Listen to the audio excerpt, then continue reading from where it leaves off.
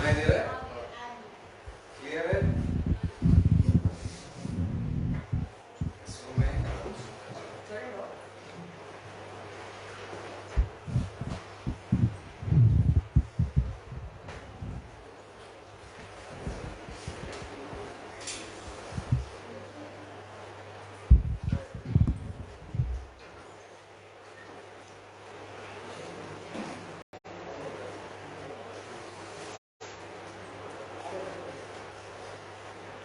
ये जो टीचिंग है ये ठीक चल रही है?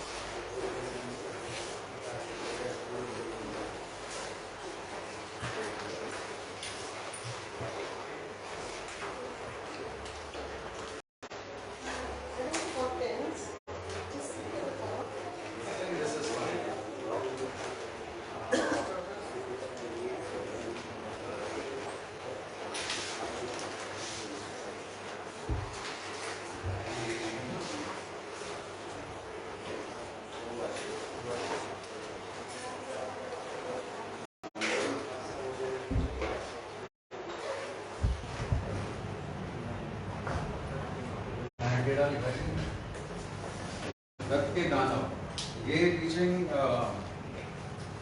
जो है पास्टर रॉनी ने इस पे काम किया था, उसका मतलब उसी के आसपास मैं आपको सिखा रहा हूँ। आपको शायद पास्टर सेन ने भी इस बारे में बताया था। सो आज जब वर्शिप के दौरान परमेश्वर आप लोगों को मेरे द्वारा वैज्ञानिकों के बारे में बता रहा था, तो मुझे एक जोक याद आ गया कि एक बार सारे साइंटिस्ट मिलके परमेश्वर के पास जाते हैं, सारे वैज्ञानिक मिलकर परमेश्वर के पास जाते हैं और बोलते हैं भाई अब तो हम भी इंसान बना सकते हैं, हमने भी सीख लिया इंसान कैसे बनाया जाता है मिट्टी से, तो हम कंपटीशन करते हैं आपस में कि कौन ज्यादा बेटर इंसान बनाता है। परमेश्वर ने कहा ठीक है। सो परमेश्वर ने मिट्टी ली, उसको आकार दिया, उसमें जान फूकी और इंसान बना दिया। फिर साइंटिस्ट ने बोला अब हमारी बात है। लेकिन जब साइंटिस्ट ने मिट्टी ली, परमेश्वर ने कहा एक मिनट ठहरो, क्या हुआ? परमेश्वर ने कहा जाओ अपनी मिट्टी, खुद की मिट्टी लेके आओ, खुद मिट्टी बनाओ। नहीं आप लोग कल सुबह हंसेंगे जब आज की जो टीचिंग है, गत नाम का एक ही जगह थी बाइबल में जो हमें पाई जाती है। और आज की जो टीचिंग है, पहले मैं आपको थोड़ा सा सारांश बताता हूँ उसका कि परमेश्वर ये डेस्टिनी से कनेक्टेड है। डेस्टिनी का मतलब होता है कि आपके जीवन का जो लक्ष्य है, राइट, आपके जीवन में जहां आपको पहुंचना है, डेस्टिनी का तो एग्जैक्ट ट्रांसलेशन हिंदी में है नहीं, लेकिन जो आपकी मंजिल है उसको आप बोल सकते हैं। वहां तक रोकने के लिए, वहां तक पहुंचे, परमेश्वर ने, यीशु मसीह ने हम सबके जीवन में कुछ ना कुछ रखा है और वहां तक पहुंचना हमारा काम है। लेकिन वहां तक पहुंचने से हमको रोकना हमारे शत्रु का, जो कि कौन है? शैतान, उसका काम।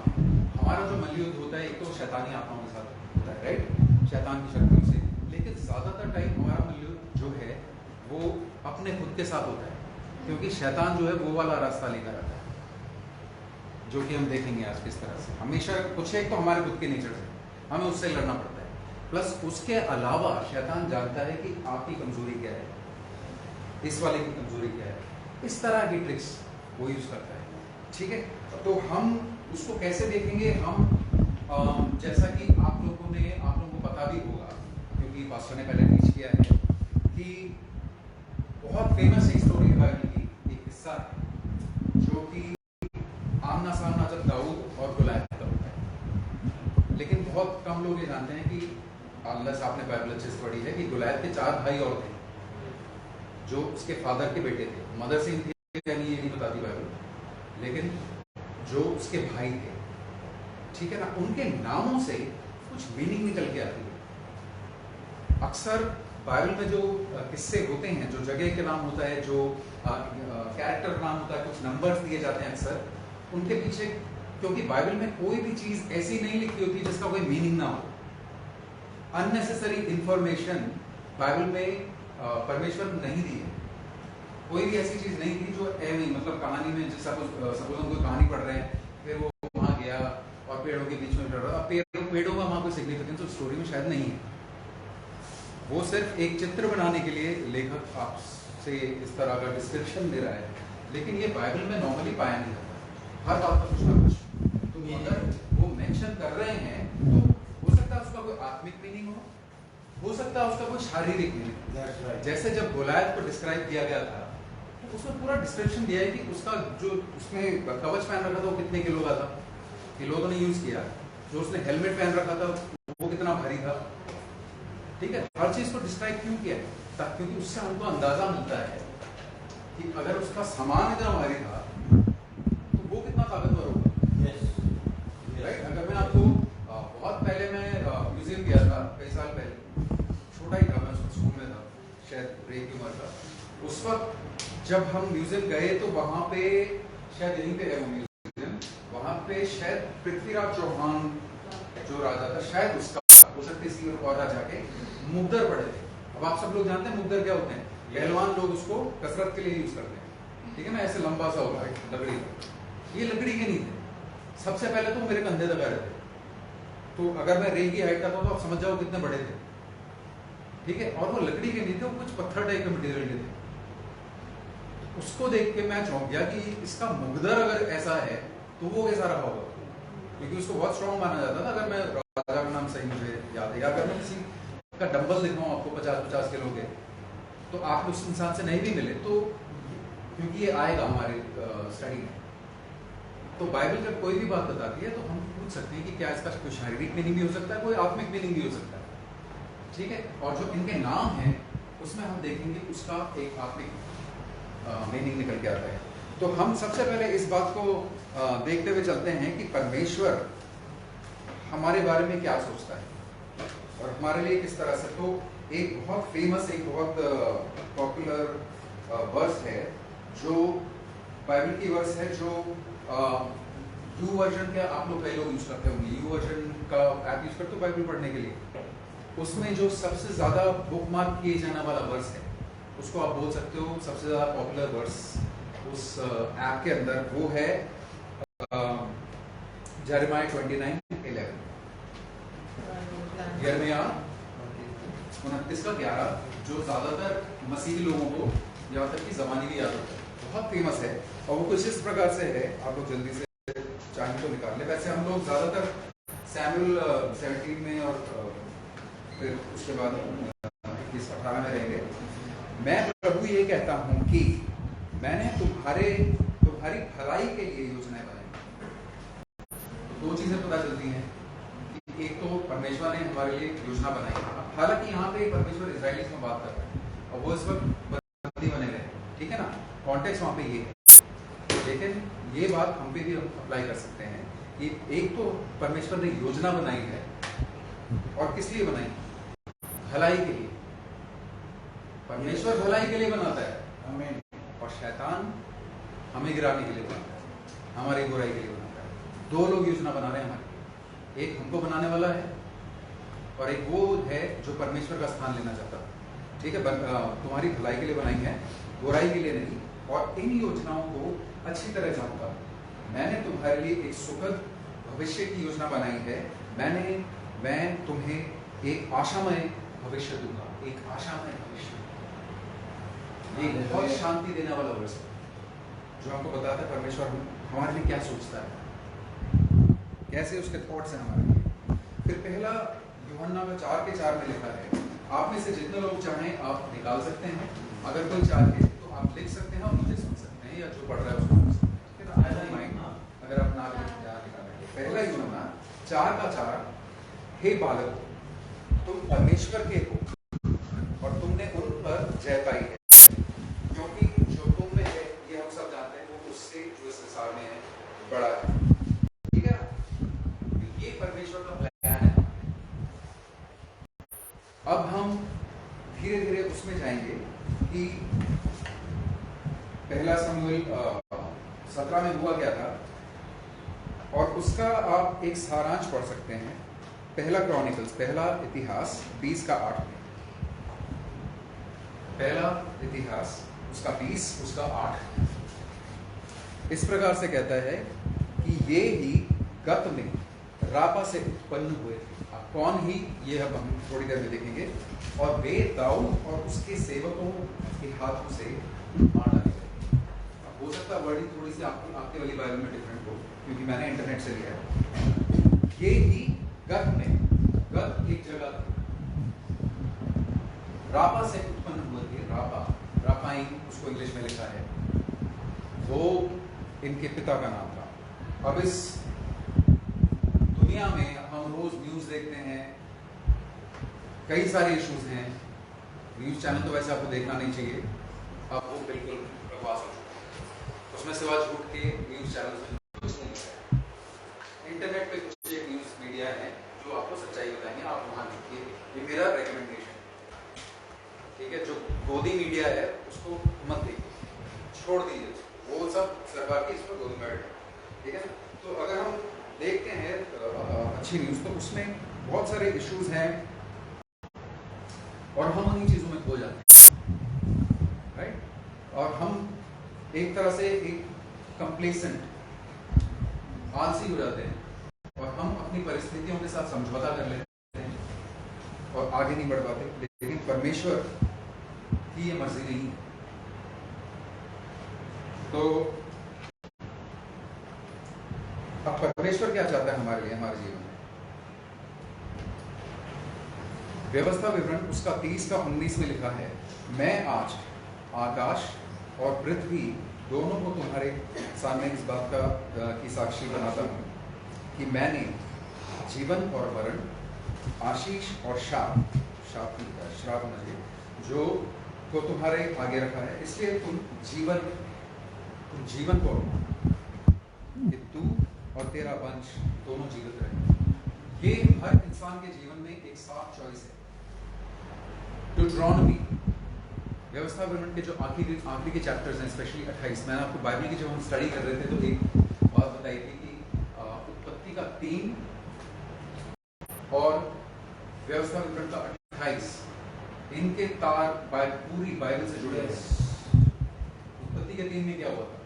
पहला पाप, फल खाया था उन्होंने। व्यवस्था विवरण के 28 में कर्सेस एंड ब्लेसिंग्स, ठीक है। आप उसके आसपास के चैप्टर्स भी देख सकते हो, जैसे ये 30 में।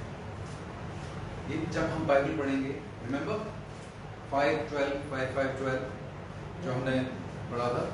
सो अब हमारा एटीट्यूड क्या होता है? बेसिकली एक स्टोरी है, 2 बूढ़े आदमी अपने आंगन में बैठे होते हैं, दोनों चेयर पे बैठ के आराम से चाय की चुस्कियां ले रहे हैं। पास में उनका कुत्ता बैठा, इनमें से एक का कुत्ता बैठा, दोनों आराम से चाय की चुस्की ले रहे हैं, बातें कर रहे हैं। भाई जो उम्र दराज लोग होते हैं किस बारे में बातें करते हैं? मौसम के बारे में, पॉलिटिक्स के बारे में बातें कर रहे हैं। अचानक से उनको आवाज आती है, कुत्ता थोड़ा सा ऐसे रोते नहीं है वो, हाँ। तो फिर उस कुत्ते की तरफ देखते हैं, वो कुत्ता उनकी तरफ देखता है, चुप हो जाता है। फिर वो बातें करना शुरू कर देते हैं। थोड़ी देर में फिर से करने लगता है कुत्ता, फिर वो उसकी तरफ देखते हैं, फिर वो कुत्ता चुप हो जाता है। तीसरी बार वो कुत्ता फिर बातें करने लगते हैं कि अच्छा आजकल यार चुनाव आ रहे हैं, ये कराना लगता है ना, आजकल ये वाला मिनिस्टर अच्छा काम नहीं कर रहा, वो वाला। फिर से थोड़ी देर में उसकी आवाज आती है। तो दूसरा वाला बूढ़ा आदमी उससे पूछता है, तुम्हारे कुत्ते की प्रॉब्लम क्या है? तो वो कहता है, एक्चुअली ये हम बैठे हैं ना, वहां थोड़ी सी कील निकलेगी। थोड़ी देर में तो कहता तो ये उठ के कहीं और नहीं बैठ जाता। यार आलसी है, अब इतना भी नहीं दर्द हो रहा कि अब उठ के कहीं और जाके बैठे।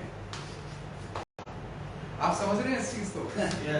वो कुत्ता जो है इतना आलसी है कि वो अपनी परिस्थितियों से समझौता करता है कि हाँ इतना भी दर्द नहीं हो रहा। हमारे साथ नहीं होता कि आप लेटे हुए हो, टीवी देख रहे हो, चैनल चेंज करना है, रिमोट तो बहुत दूर पड़ा है यार, चलो यही देखता रहता हूँ। या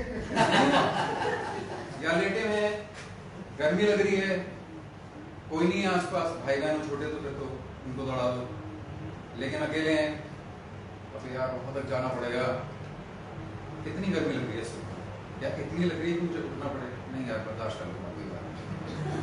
जो कि लेकिन हम जीवन में इस चीज को नहीं कर सकते ऐसा, क्योंकि ये एक एटीट्यूड है जो हमारे आत्मिक जीवन में नहीं आना चाहिए, हमारे जीवन में है। क्योंकि ये साइंटिफिकली स्टडीड है कि जब लोग किसी शहर में रहते हैं, वहाँ बहुत क्राइम होता है, तो उनको उसकी आदत पड़ जाती है, वो रहना सीख लेते हैं, समझौता कर लेते हैं कि कौन जाए दूसरी जगह, उनके पास बहुत वाहन होते हैं, ठीक है।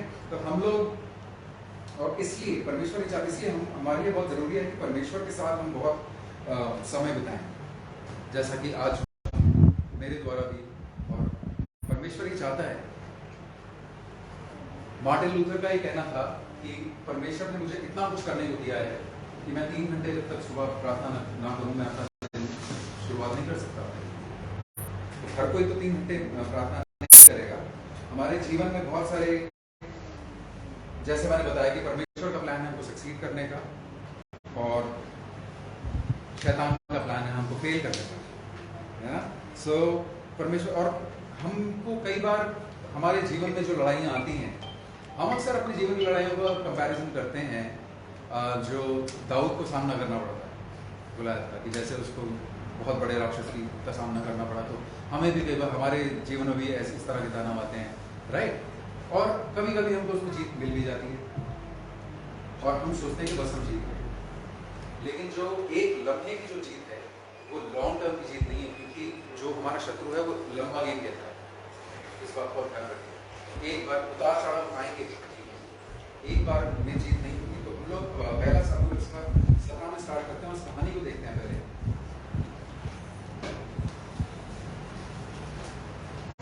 पहला शमूएल, let's start from the beginning. पहला शमूएल उसका 17 उसका 3 तक पढ़िए। अब फलिस्तियों ने युद्ध के लिए अपनी सेनाओं को इकट्ठा किया और यहूदा देश के सोको में एक साथ होकर सोको और अजेका के बीच अपेस नदीम में डेरे डाले, और शाऊल और इस्राएली पुरुषों ने भी इकट्ठे होकर एला नाम तराई में डेरे डाले, युद्ध के लिए फलिस्तियों के विरुद्ध बागी मांगी। फलिस्ती तो एक ओर के पहाड़ पर और इजरायली दूसरी ओर के पहाड़ पर, और इजरायली दूसरी ओर की पहाड़ पर खड़े रहे, और दोनों के बीच तराई। अब ये एक टिपिकल बैटल फॉर्मेशन है, इसको बैटल फॉर्मेशन बोला जाता था। पुराने जमाने में जब युद्ध होते थे तो दुश्मन जो है एक दूसरे के सामने ऐसे लाइन बना के खड़े होते थे, अक्सर एक दूसरे के ऊपर। आपने अगर पुरानी हिस्टोरिकल चीजें देखी हैं तो चिल्लाते थे, एक दूसरे को चैलेंज करते थे। तो अक्सर कभी कभी कुछ जगहों पे जहाँ पे प्लेन्स नहीं होते थे, तो इस तरह के 2 पहाड़ अगर होते तो उनके बीच में एक वैली होती थी, जो उसको क्या बोलते हैं, तराई, राइट। सो पहाड़ों पे यहाँ पे इजराइली, यहाँ पे फलिस्ती, इस तरह से उन्होंने फॉर्मेशन कर दी। और अब चौथे वर्ष में आता है चैलेंज। तो चौथे वर्ष को कोई पढ़िए। तब फलिस्तियों की छावनी में से एक वीर गोलियत नाम निकला, जो गत नगर का था, और उसके 1.5 जोर की लंबाई 6 हाथ 1 मीटर।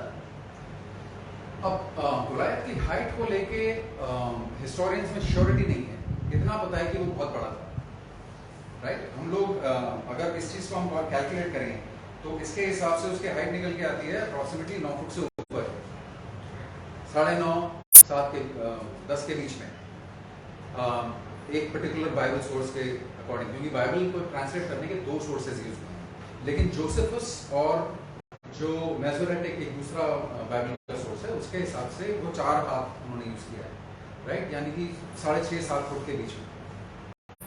उन दिनों में एवरेज हाइट जो है वो 5 से भी थोड़ी कम होती है। 5 फुट 5 इंच का इंसान लंबा माना जाएगा, यानी कि मेघना उन दिनों में बहुत लंबी मानी जाती है।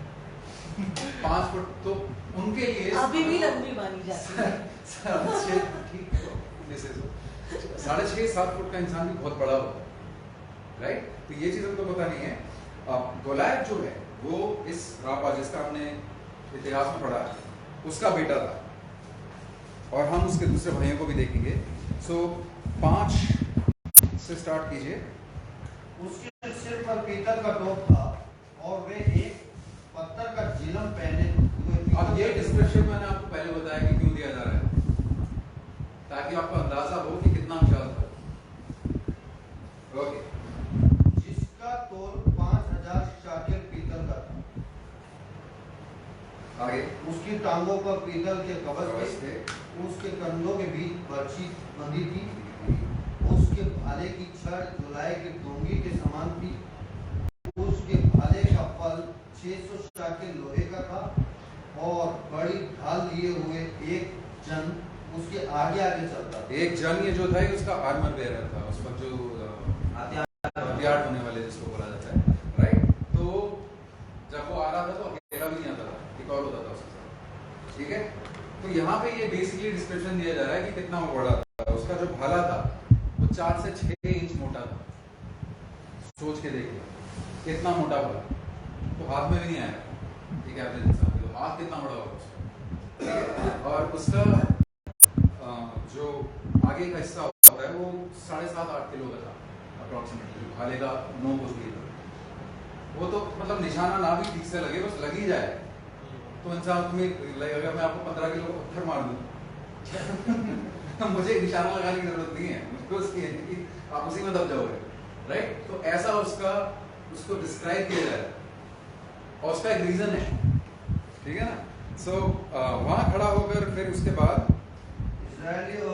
वे खड़ा होकर इजरायली पार्टियों को ललकार के बोला, तुमने यहाँ आकर लड़ाई के लिए क्यों पार्टी बांधी? क्या मैं फलिस्ती नहीं हूँ? क्या मैं फलिस्ती नहीं हूँ? और तुम शाऊल के अधीन नहीं हो? अपने में से एक पुरुष। आप देख रहे हैं यहाँ पे एक प्रॉब्लम अब यहाँ पे और आ गई। वो उनको चैलेंज कर रहा है कि क्या तुम शाऊल के सर्वेंट्स नहीं हो? जो इजरायली लोग हैं वो परमेश्वर के लोग माने जाते हैं। आपके जीवन में आके कोई ना कोई इंसान आपको इसी तरह से चैलेंज करेगा, वो आपको जिसे कहते हैं डिफाई करेगा, ताकि आपका डिफाई के लिए कोई अच्छा वर्ड है, चलिए कोई बात नहीं। सो आप मतलब समझ ही नहीं यहाँ पे किस तरह से वो ताने मार रहा है, राइट। उसका रीजन ये है कि दुश्मन ये चाहेगा कि आपका ध्यान परमेश्वर की तरफ से हटे, क्योंकि इजराइल कभी भी अपने आप को, हालांकि वो शाऊल के सब्जेक्ट्स थे, लेकिन वो लोग कभी भी अपने आप को परमेश्वर के जन बुलाते हैं। आमीन। वो अपने आप को परमेश्वर। सो 9 पढ़िए। यदि आप समझ गए यहाँ पे क्या प्रॉब्लम, क्या हो रहा है, हमको वो समझना जरूरी है। यदि वे मुझसे लड़कर मुझे मार सके तो हम तुम्हारे अधीन हो जाएंगे, परंतु यदि मैं उस पर प्रबल होकर मारूं तो तुमको हमारे अधीन हो, तुमको हमारी सेवा करनी पड़ेगी। अगर मैं जीत गया तो तुम मेरे सर्वेंट्स, तुम जीत गए तो मैं तुम्हारा सर्वेंट्स। अब हम जानते हैं कि वो नहीं जीते, तो क्या वो इजराइल के सर्वेंट्स बने? नहीं। इससे हम क्या सीख सकते हैं कि शत्रु हमको प्रॉमिस बहुत कुछ करता है लेकिन देता कुछ भी नहीं। अक्सर शैतान आके ऐसी चीजें प्रॉमिस करेगा जो वो देने नहीं वाला, और अगर देगा तो बदले में वो आपसे इतना ले लेगा कि आप जान नहीं देगा। ये मैंने देखा है। यीशु मसीह को उसने ऑफर नहीं किया कि मेरे ऊपर, मेरे सामने वर्शिप की, मैं तुझको ये सब दे दूंगा क्योंकि मेरे हाथ में दिया गया, लेकिन वो झूठ बोल रहा था। आदम हवा को क्या बोला? तुम इस फल को खा लो, परमेश्वर के जैसे हो जाओगे। झूठ बोला कि नहीं? उसने बोला तुमको भले और बुरे का अंतर देखने लग जाओगे।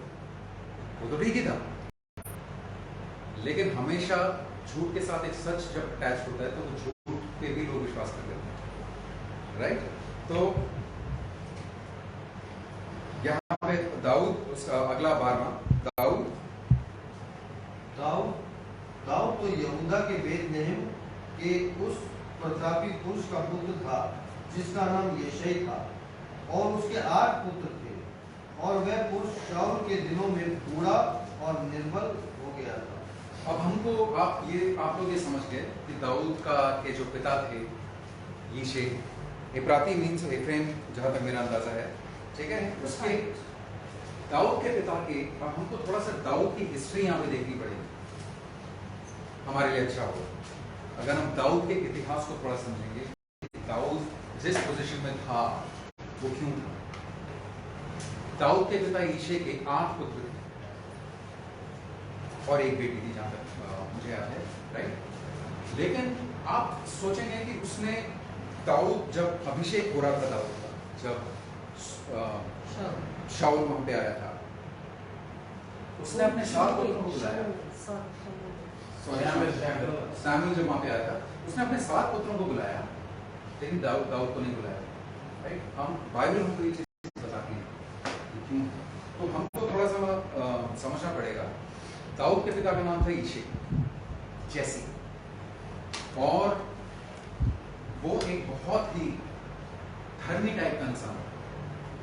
इजराइल का जो सैनहेड्रिन था, सैनहेड्रिन वो लोग बोलते थे, उनकी जो गवर्निंग बॉडी होती थी, जो वहाँ के नियम कानून इन सब चीज़ों का देखती थी कि लाइक फॉलो हो रहा है कि नहीं, बनाती थी अगर नए नियमों को बनाने हैं। सैनहेड्रिन वैसे है जैसे हमारी गवर्नमेंट, पंचायत जैसे गाँव में यहाँ पंचायत होती है, शहरों में धीरे धीरे बढ़ते रहते हैं, हर जगह गवर्नमेंट होती है। तो इजराइल देश में जो सैनहेड्रिन था वो उसका हेड था, वो उसमें बहुत प्रोमिनेंट पोजीशन में था, ठीक है ना। बहुत उसको इज्जत मिलती थी, वो बहुत धर्मी था, परमेश्वर को मानने वाला था। और दाऊद की जो मदर थी उनका नाम था नित्सेवेट, NITZEET। ये बाइबल में नहीं है, ओके, मैं आपको बताऊंगा इसका सोर्स। तो जो यीशे था, उसको उसके दिमाग में ये आया कि मेरी जो पत्नी है, क्योंकि नित्सेवेट जो थी उसकी पत्नी, वो पूरी इजरायली थी, 100% इजरायली कौन था उसके अंदर, लेकिन यीशे के अंदर 100% इजरायली कौन नहीं। फॉर एग्जाम्पल, यीशे की दादी कौन थी? रूथ की किताब पढ़ी होगी आप? उसके एंड में दाऊद की वंशावली दी गई है, ताकि दाऊद को कनेक्ट कर सके यीशु मसीह की वंशावली से, राइट। सो वो मोआब की। उन दिनों में जो इजरायली आदमी होते थे वो नॉन इजरायली औरत से शादी कर सकते थे, राइट। लेकिन जो इजरायली औरतें होती थी वो नॉन इजरायली आदमी से शादी नहीं कर सकती थी, अलाउड नहीं। ऐसे तो परमेश्वर की इच्छा थी कि मिक्सिंग हुई, लेकिन इस चीज को परमेश्वर ने इतना ज्यादा वो नहीं किया। परमेश्वर का एक कंसर्न था कि तुम उनके कल्चर में ना चले है, वो एक डिफरेंट चीज है। लेकिन यीशे अपने आप को कम समझने लगा और उसको लगा मैं आधा इजरायली आधा नहीं हूँ, तो मैं अपनी पत्नी से, जो कि पूरी इजरायली है, उससे मैं बात करा रहा हूँ। तो उसने अनफॉर्चुनेटली, जब उसके 7 बच्चे होने के बाद उसके दिमाग में ये बात आई, 7 बेटे होने के बाद, शायद बेटी भी तब तक हो गई होगी, तो उसने क्या किया, उसने अपनी वाइफ ये डिसाइड किया कि अब मैं अपनी वाइफ को डिवोर्स दे दूंगा ताकि वो किसी दूसरे इजरायली आदमी से शादी कर सके। अपने आप को वो इतना धर्मी समझता। पास्टर से आज बोल रहे थे कि एक रिलीजियोसिटी की स्पिरिट आने लग रही है चर्च में, है ना। कुछ लोग जो बाइबल में लिखा है उससे बहुत ज्यादा आगे अपना एक्स्ट्रा डाल देते, जो कि बाइबल में लिखा ही नहीं, राइट। फरीसियों ने भी यही किया। तो ऐसा ही कुछ आप समझ लीजिए सिचुएशन को। उसने सोचा कि क्यों ना मैं इसको डिवोर्स दे दूं और ये किसी और प्रॉपर इजरायली से शादी करे, क्योंकि मैं इससे बहुत प्यार करता हूँ। तो उसने उसको डिवोर्स दे दिया, और पता नहीं दिनों औरतों की ज्यादा नहीं चलती, तो वो शायद कुछ कर नहीं पाई। सो अब डिवोर्स हो गया। अब उसने, यीशु ने शादी कर ली नित्सेवेट की दासी से, और जो कि उन दिनों में काफी नॉर्मल था। नित्सेवेट की जो दासी थी वो नित्सेवेट को, अपनी स्वामिनी को बहुत ज्यादा प्यार करती थी। तो जब शादी की रात आई तो उसने नित्सेवेट से बोला, क्यों ना ऐसा करें कि मेरी जगह तुम चली जाओ, जैसे रेचल और लिया की स्टोरी में हुआ था। हम पता नहीं उन दिनों में क्या बत्ती निकली है, लाइट निकली, क्या कुछ हो भी रहा होगा, लेकिन उनको उन दिनों में नहीं पता चलता था। सो नित्सेवेट ने उससे, उसकी दासी ने नित्सेवेट से बोला कि क्यों ना हम इस तरह से करें, क्योंकि मैं नहीं चाहती कि मैं ये चीज़ करूँ आपके साथ। तो उन्होंने ऐसा ही किया, और उनके ऐसा करने के बाद नित्सबत प्रेग्नेंट हो गई और वहाँ से दाऊद पैदा हुआ।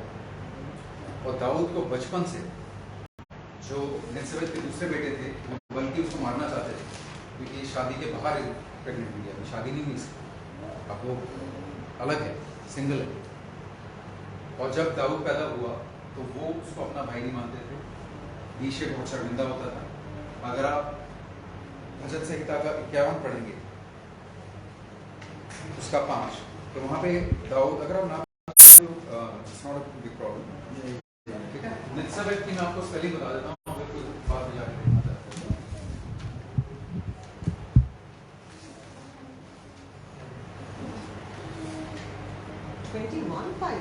51 देख, मैं अधर्म के साथ उत्पन्न हुआ और पाप के साथ अपनी माता के गर्भ में पड़ा। अब यहाँ पे वो जनरल सिन की बात नहीं कर रहा है कि हम सभी पापी हैं और हम सब पाप के द्वारा, नहीं, वो बहुत स्पेसिफिक पाप की बात कर रहा है, क्योंकि उसके मदर और फादर उस वक्त मैरिड नहीं थे। उसका ये चीज उसके भी मन में था, उसके भी मन में कि मेरे माता और पिता की शादी नहीं। सो इसी वजह से जब सैमुएल उस अनॉइंट करने आया था तो उन्होंने उसको, क्योंकि वो उसको भेड़ चराने भेज देते थे, जो कि एक बहुत नीचा काम समझा जाता था, और यीशे कोई गरीब आदमी नहीं था, वो रख सकता था किसी को भेड़ चराने के लिए, क्योंकि सैनहेड्रिन का अगर वो प्रोमिनेंट मेंबर है और मोस्ट प्रोबेबली हेड है तो गरीब तो वो नहीं होगा। तो उसने उनका ऐसा मानना है कि शायद उसने ऐसा इसलिए किया हो क्योंकि उस वक्त जो लोग भेड़ चढ़ाते थे वो लोग काफी डेंजर में होते थे, क्योंकि जंगली जानवर और आए भी थे दाऊद के पास। तो उन्होंने सोचा था ये मोस्ट प्रॉब्लम मर जाए, खुद ही मर जाए, इतना उसको बड़ी किया जाता है। अब आप सोचिए इस चीज के साथ, लेकिन वो अकेले में बैठ के परमेश्वर की आराधना करता रहता था और उसको परमेश्वर से प्यार होता है कि उससे कोई प्यार नहीं होता। इस पॉइंट तक चीजें बदल गई जब उसने गोलायत को हराया, उसके बाद ऑब्वियसली बातें बदल गई होंगी, ठीक है। सो अब आप 18 से पढ़िए, जो पहला समूह 17 का हम लोग पढ़ रहे हैं, 18 से पढ़िए।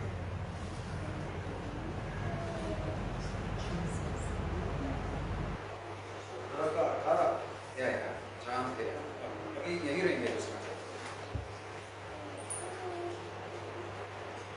मैं ये नहीं बोल सकता कि आप नीर लीजिए वहां पे, क्योंकि आधे लोग फोन पर हैं। और पनीर की 10 टिकियां उनके शस्त्रपति के लिए ले जा और अपने भाइयों का कुशल देखकर उनकी कोई चिंता नहीं ले आना। शाऊल और वे भाई और समस्त इजरायली पुरुष एला नाम तराई में फलिस्तियों से लड़ रहे थे, और दाऊद बिहान को सवेरे उठ भेड़ बकरियों को किसी रखवाले के हाथ में छोड़कर उन वस्तुओं को लेकर चला, और जब सेना रणभूमि को जा रही थी। That's it. So, हम यहाँ देख रहे हैं कि डेविड, हालांकि उसके साथ इतना कुछ बुरा हुआ, वो फिर भी एक फेथफुल सन था, फेथफुल बेटा था, एक ईमानदार बेटा था, और पूरी जिंदगी उसको आउटकास्ट, उसको बाहर एक तरह से देश निकाला ही दे दिया, उसको घर से निकाल ही दिया, फिर भी वो एक वफादार बेटे की तरह हमेशा उसका व्यवहार वैसा था। तब इस्राएलियों और फलिस्तियों ने आगे, तब इस्राएलियों 21,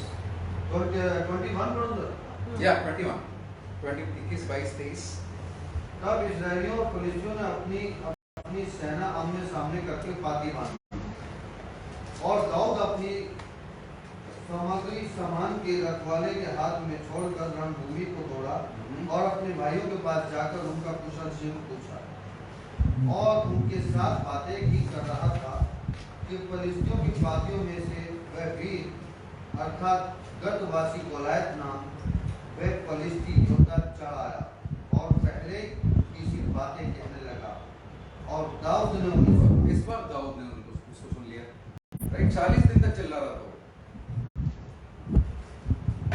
और इस बार दाऊद वहां पे आ गया और उसने सुना। अब ये जो गोलायत है, इस शब्द का मतलब होता है टू स्ट्रिप बेयर, जो लोग इंग्लिश में बोलते हैं, या एक्सपोज। एक्सपोज करना आप समझते हैं, लेकिन नेगेटिव तरीके से। जैसे अगर इनकी कोई बुरी चीज़ है और बात मुझे पता चली, मैं उन सबको जाहिर कर दूँ, उसको एक्सपोज करना बोलते हैं। न्यूज़ आप सब देखते होंगे तो उसमें अक्सर आता है कि ये फलाने एक्सपोज है और ये और वो और उस तरह की चीज़। तो इसको हम, और उसका मकसद क्या होता है? बेसिकली इसका मीनिंग हो सकता है एक्सपोज, ठीक है, यानी कि जाहिर करना।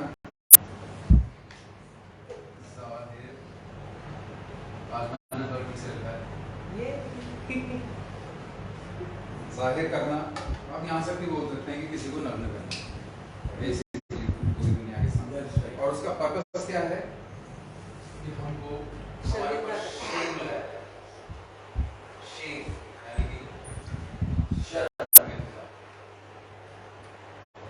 ये एक हथियार है जो शैतान हमारे अगेंस्ट बहुत ज़्यादा यूज करता है। हम में से कौन ऐसा है जिसकी लाइफ में कुछ ऐसा नहीं रहा होगा जिससे हमको शर्म आए? इस चीज का जो डर है ये शैतान बहुत यूज करता है। इस बात को मेरे ख्याल से हर कोई समझ सकता है। और इस बात का डर अक्सर हम क्या डिस्कस कर रहे हैं, डेस्टिनी, कौन सी चीज और किस प्रकार से शैतान क्या हथकंडे यूज करता है हमको रोकने के लिए कि हम अपनी डेस्टिनी तक ना पहुंच पाए। हमारी फाइनल डेस्टिनी है परमेश्वर के साथ, वो तक रोकने की यूज करता है, कोशिश करता है, राइट? सो लिटरली मीन्स, इसका मतलब होता है कि आपकी किसी भी निर्बलता को, आपके फॉल्ट्स को, आपके फेलियर्स को, आपकी कोई भी कमजोरी है उसको एक्सपोज करना, ठीक है? अब हमको ये इस कहानी से हम एक चीज देख सकते हैं कि हम, हालांकि अभी हम थोड़ा आगे उसके जो दूसरे 4 भाई थे उसमें नहीं जाएंगे, हम इस वक्त ये देखेंगे इस बहुत ज़्यादा इम्पोर्टेंट जो हथियार है शैतान का, इस पे हम किस तरह से आगे हो सकते हैं, ठीक है ना? तो 24 पढ़िए। उस पुरुष को देखकर सब इजरायली अत्यंत भय खाकर उसके सामने से भागे। फिर इजरायली पुरुष कहने लगे, ठीक है, हाँ भागे, जस्ट 24। अब जब उन्होंने गुलायत की आवाज सुनी तो वो सब भागने लगे। और हम में एक टेंडेंसी होती है, जो भेड़ें होती हैं, यीशु मसीह ने हमको भेड़ें शायद इसीलिए कहा है क्योंकि जो भेड़ें होती हैं, अगर आप उनको देखेंगे, अगर एक भेड़ भागने लग जाती है ना तो सारी की सारी भेड़ें बिना किसी मतलब के, बिना जाने की क्या प्रॉब्लम है, वो सब के सब उसके पीछे भागने लग जाते हैं। इसलिए उसको भेड़ चाल कहा जाता है। इंडोनेशिया में बहुत पहले बहुत अजीब सी चीज हुई थी जो यूट्यूब पे आपको मिल जाएगी, कि कुछ भेड़ें, एक भेड़ जो है वो गोल गोल घूमने लग गई, एक जगह ऐसे चलने लग गई। दूसरी भेड़ ने उसको देखा, ये क्या कर दिया, उसने उसको ज्वाइन कर लिया, 3 ने ज्वाइन कर लिया। कम से कम 40-50 भेड़ें, पता नहीं कितने दिन तक, मेरे ख्याल से 2-3 दिन तक वो उस गोले में चलती रही और आज तक कोई नहीं जानता क्यों। एक भेड़ के दिमाग में आया, उसने स्टार्ट किया, हम ऐसा नहीं करते। अभी हम यहाँ बैठे हैं, अगर प्रशांत भाई उठ के अचानक बोला ओए भागना शुरू कर दें, एटलीस्ट आधे लोग इनको फॉलो करेंगे। मैं बहुत पहले एक बार डीडीसी बस में जा रहा था, उन दिनों में बहुत हो रहे थे, ओके, इंडिया में और दिल्ली में। सो हम पीछे की बीच सीट में जाके, बड़ा कूल होता था सबसे पीछे वाली सीट।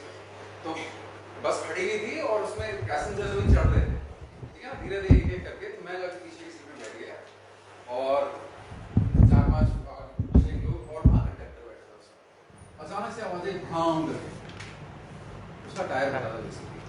सारे के सारे लोग उठ के ऐसे भागे और वहाँ कंडक्टर बैठ पकड़ कर अपना हंस रहा, हा हा हा यार टायर फटा है, क्यों भागे? एक भागा, सारे भागे और मैं नहीं भागा, जहाँ तक मुझे याद है, ज़्यादा नहीं कहूँगा, लेकिन क्योंकि मैं उनको ऑलरेडी देख रहा था कि वो फंसे रहे हैं, शायद इसलिए मैं छोटा था।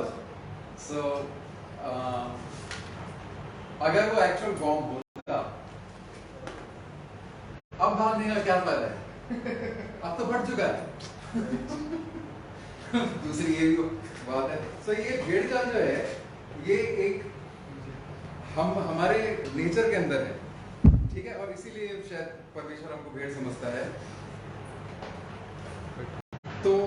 जो पहला सिद्धांत है जिससे हम इस शर्मिंदगी को, शर्मसार होने से का जो डर है उससे उभर सकते हैं, उसका पहला प्रिंसिपल है कि हमको अपने जीवन से ये डर हटाना पड़ेगा। प्रिंसिपल 1, अपने जीवन से अपने किसी भी वीकनेस को एक्सपोज होने का, किसी भी ऐसे पास्ट को एक्सपोज होने का, किसी भी बात को एक्सपोज होने का जो डर है, ये बहुत मेजर हथियार है जो शैतान यूज करता है, जिससे वो आपको रोक लेता है कि मैंने इससे अगर मैं आगे गया, अगर मैंने परमेश्वर के लिए कुछ और किसी को ये चीज़ पता चल गई तो वो मुझे एक्सपोज कर देगा। ठीक है, गुलायत का बेसिकली मतलब वो होता है। दूसरी चीज़ देखते हैं, फिर इजराइली कुछ कहने लगे, क्या तुमने उस पुरुष को देखा है जो चढ़ा आ रहा है? आगे बढ़िए। निश्चय वे इस्राएलियों को ललकारने को चढ़ा आता है, और जो कोई उसे मार डालेगा उसको राजा बहुत धन देगा और अपनी बेटी ब्याह देगा, उसके पिता के घराने को इस्राएल में स्वतंत्र कर देगा। यस। तब दाऊद ने उन पुरुषों से जो उसके आसपास खड़े थे, पुरुषों से जो उसके आसपास खड़े थे पूछा कि जो उस फिलिस्ती को मार के इस्राएलियों की नाम लड़ाई दूर करेगा उसके लिए क्या क्या किया जाएगा? उसके लिए क्या क्या किया? अब देखें उसका इंटरेस्ट कैसे बढ़ गया, क्योंकि पहले जब वो गुलायत आया उसने सबको ललकारा, तो यहाँ लिखा है कि सारे आदमी जितने इजराइली थे सब भाग गए। हो सकता है प्रोबेबली उनमें दाऊद भी था, क्योंकि वहां यहाँ लिखा है कि सारे इजराइली, इसमें नहीं लिखा कि दाऊद को छोड़ के। ऐसा हो भी सकता है, ना लिखा है कि वो भागा, ना लिखा है नहीं भागा। तो लेकिन जब उसने ये सुना, तो हम जब हमारा राजा कौन है? यीशु मसीह। और यहाँ पे राजा क्या प्रॉमिस कर रहा है कि जो इसको मार देगा उसको राजा फर्स्ट ऑफ ऑल बहुत धन देगा, वो मेरी फैमिली का हिस्सा बनेगा और उसको कभी टैक्स नहीं देना पड़ेगा, स्वतंत्र हो जाएगा। यही मतलब होता है स्वतंत्र होगा। ठीक है, यू विल बी फ्री। हम अगर यीशु मसीह जो हमारा राजा है, यही चीज़ें हमें मिलेगी, राइट? धन, अगर हम यीशु मसीह को अपना लें तो हम उसकी फैमिली का हिस्सा होंगे, और freedom just as a side note.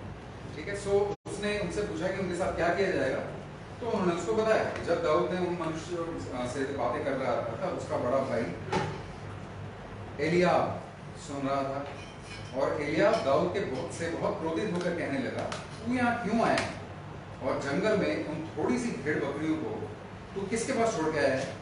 तेरा अभिमान और तेरे मन की बुराई मुझे मालूम है, तू तो लड़ाई देखने के लिए यहाँ आया है। एलियाब उसका भाई। दूसरी चीज जो आपको ओवरकम करनी पड़ेगी अपनी लाइफ में शर्मिंदगी से हटाने के लिए, वो ये है कि आपको अपने ही लोगों से कि इस तरह की बातों से जूझना पड़ेगा। हम सबके साथ ऐसा कभी ना कभी, शायद कई बार लोग ना उम्मीद करते हुए भी कुछ ऐसी बातें बोल देते हैं जो हमको बहुत चुभती है, राइट? जो हमारे सामने आके खड़ी हो जाती है। अब तो हमको उन चीज़ों को ओवरकम करने की ज़रूरत है। जो हमारी फैमिली में होते हैं, दोस्त होते हैं, वो हमारे शेम को जानते हैं। जो आपके करीबी लोग हैं वो जानते हैं आपके जीवन में क्या क्या बातें हैं, आपके कैरेक्टर में, आपके पास्ट में, आपके उसमें, वो चीज़ों को जानते हैं। वो चीज़ों को वो सरकार को याद दिलाना है। लेकिन दाऊद ने क्या किया? तो ये दूसरी चीज़ है, ठीक है? अब याद रखिएगा, जिससे आपको मदद मिलेगी। लोग आपको बार बार याद दिलाएंगे कि ऐसा ऐसा तूने किया था, ऐसा ऐसा तू है। और एक देखने वाली बात ये भी है कि एलियाब जो यहाँ पे इस तरह की बातें कर रहा है, जब दाऊद का अभिषेक हो रहा था तब एलियाब वहां था। उसे पता है दाऊद के ऊपर अभिषेक है, उसको पता है कि दाऊद आगे जाके राजा बनने वाला है। मालूम है उसको, फिर भी इस तरह की बातें कर रहा है, उसको डिस्करेज कर रहा है। ये सेकंड सेंटेंस है। फिर 29 दाऊद ने कहा, अब मैंने क्या किया है? वो तो मेरी बात थी। नहीं बोलते छोटे भाई जो होते हैं सबसे टफ होते हैं। आरब फैमिली में सबसे छोटा है तो इसकी खाल बहुत मोटी हो चुकी है। इसको आप बोली करो, भला बुरा कुछ भी बोल लो, इसे फर्क नहीं होता। मस्त मौला हो चुका है ये।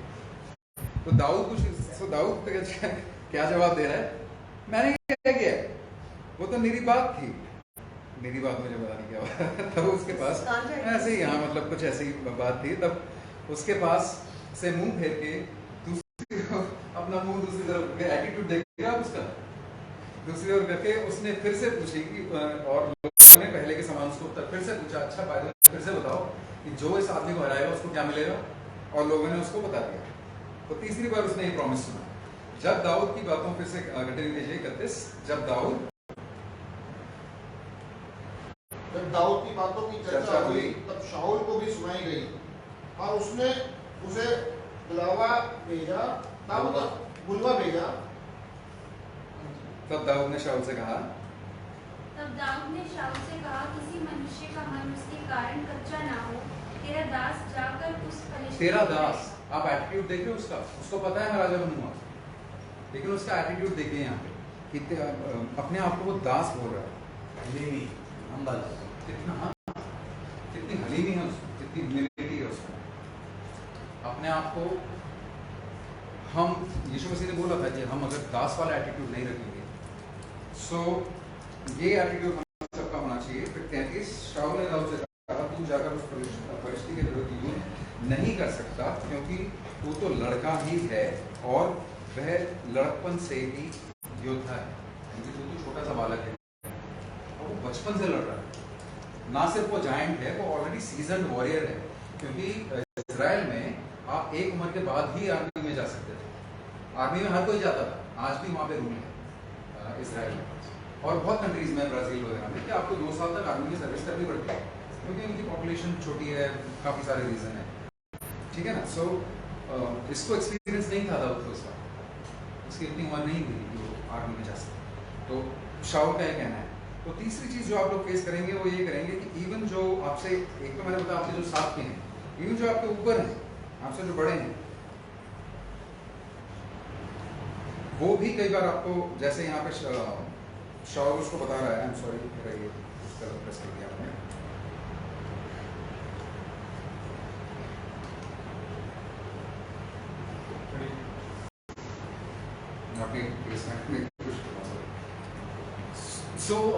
तीसरी चीज़ जो आपको ओवरकम करनी पड़ेगी ये है कि कई बार हो सकता है आपके जो बड़े बुजुर्ग हैं, जो बड़े हैं, वो भी आपको, यहाँ पे शाऊल के पास अथॉरिटी है, कई लोग अथॉरिटी में भी हो सकता है आपको ये चीज़ें याद दिलाएं। तो शाऊल, उसको दाऊद ने क्या जवाब दिया?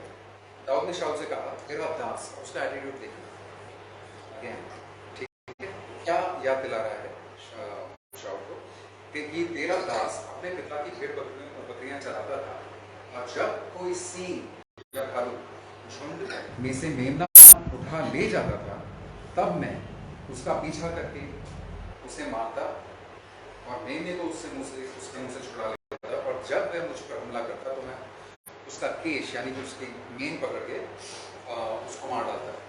फिर दाऊद ने कहा, यहोवा जिसने मुझे, यहाँ पे एक और एटीट्यूड आप देख सकते, देखिए शेर और भालू, आपने कभी शेर को किसी इंसान को मारते हुए देखा है?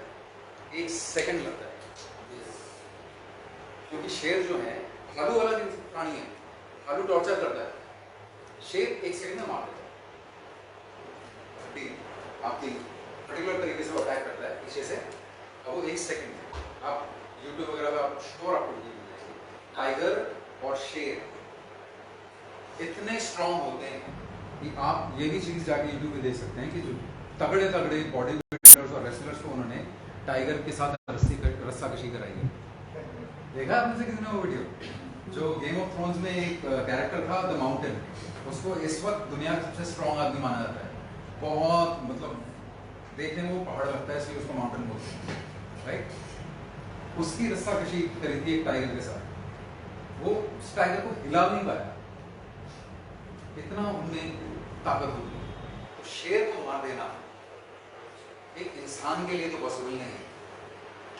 एक भालू जो होता है 600 पाउंड का, वो शेर को भी मार देता है, वो इतना ताकत है। भालू जो है ना, वो बहुत बुरी तरह, वो ऐसे नहीं मारो, आपकी टांगे खींच देगा, मुंह फाड़ देगा, जिंदा खा जाएगा।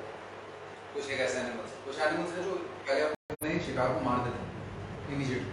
कुछ एनिमल्स हैं जैसे चिंपैंजी वगैरह, वो जिंदा ही उनके साथ चीज भाग बड़ा दर्दनाक चीज़ है। तो सबसे पहले मैं आपको बताना चाहता हूँ ये अपने आप से दाऊद ये नहीं कर सकता था, पॉसिबल नहीं है, ह्यूमनली पॉसिबल। एक शेर के अगेंस्ट अगर गोलायत भी जाता तो भी मर जाता। स्ट्रॉन्ग से स्ट्रॉन्ग इंसान ऑलरेडी इन जानवरों के सामने फेल हो चुका है। तो फिर दाऊद अगले उसमें क्या है, फिर दाऊद ने कहा यहोवा जिसने मुझसे सींग और भालू दोनों के पंजे से बचाया है। देखिए वो एडमिट कर रहा है, हमें जिसने सींग और भालू दोनों के पंजों से बचाया वही मुझे इस फलिश्ती के हाथ से भी बचाएगा। शाऊल ने दाऊद से कहा जा यहोवा तेरे साथ है। अब उसने सही बात बोली शाऊल से, उसने अपने लिए क्रेडिट नहीं लिया कि मैंने तो शेरों को मारा है, मैंने तो, उसने बोला नहीं यहोवा ने मुझे उनसे बचाया है। तो अगर यहोवा, आप देख रहे हैं कि पहले से एक बार मेघना ने आपको सिखाया था कि किस तरह से प्रिपरेशन का टाइम होता है। आप देख रहे हैं कि कैसे इसका प्रिपरेशन था उस वक्त। अगर इसके लाइफ में वो शेर और भालू नहीं आया होता जो अपने आप में एक चैलेंज है, तो वो इस चैलेंज के लिए प्रिपेयर हो पाता। हमारे लाइफ में हो सकता है कभी शेर और भालू आए जिनको हमें फेस कर, अगर हम जीत गए तो क्या पता परमेश्वर अलाउ कर रहा है, तो क्या पता परमेश्वर हमको प्रिपेयर कर रहा है कि आगे जीवन में एक गाना आने वाला है जिसका तुझे सामना करना है। और अगर तुमने शेर को मार दिया तो उसको तो क्यों में मार दिया, राइट। सो वहां पे डेविड, एक कहावत है कि you never lose time making preparations. जब अगर आप सालों में प्रिपेयर कर रहे हो तो हो सकता है परमेश्वर आपको 10 साल प्रिपेयर करके 3 दिन में ऐसा यूज कर ले जो हमें कुछ लोगों ने पूरे 40 साल में भी ना करी तैयारी जिसको बोलते हैं। सो उसने इमीडिएटली जो क्रेडिट है वो परमेश्वर को दिया, खुद नहीं लिया। तब शाऊल ने अपने वस्त्र दाऊद को पहनाया और पीतल का टोप और उसके सिर पर रख दिया और झिलम उसको पहनाया। तब दाऊद ने उसकी तलवार वस्त्र के ऊपर कसी और चलने का यत्न किया और उसने तो उनको ना परखा मतलब उसको टेस्ट नहीं किया था उसने। इसलिए दाऊद ने शाऊल से कहा इन्हें पहने हुए मुझसे चला नहीं जाता क्योंकि मैंने इन्हें परखा नहीं।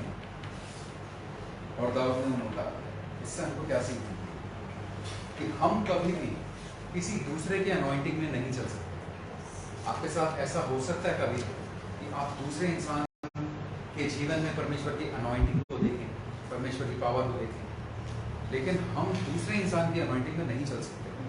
परमेश्वर आपको अपनी अनॉइंटिंग में यूज करेगा। परमेश्वर हर किसी को एक जैसा यूज नहीं करता, राइट।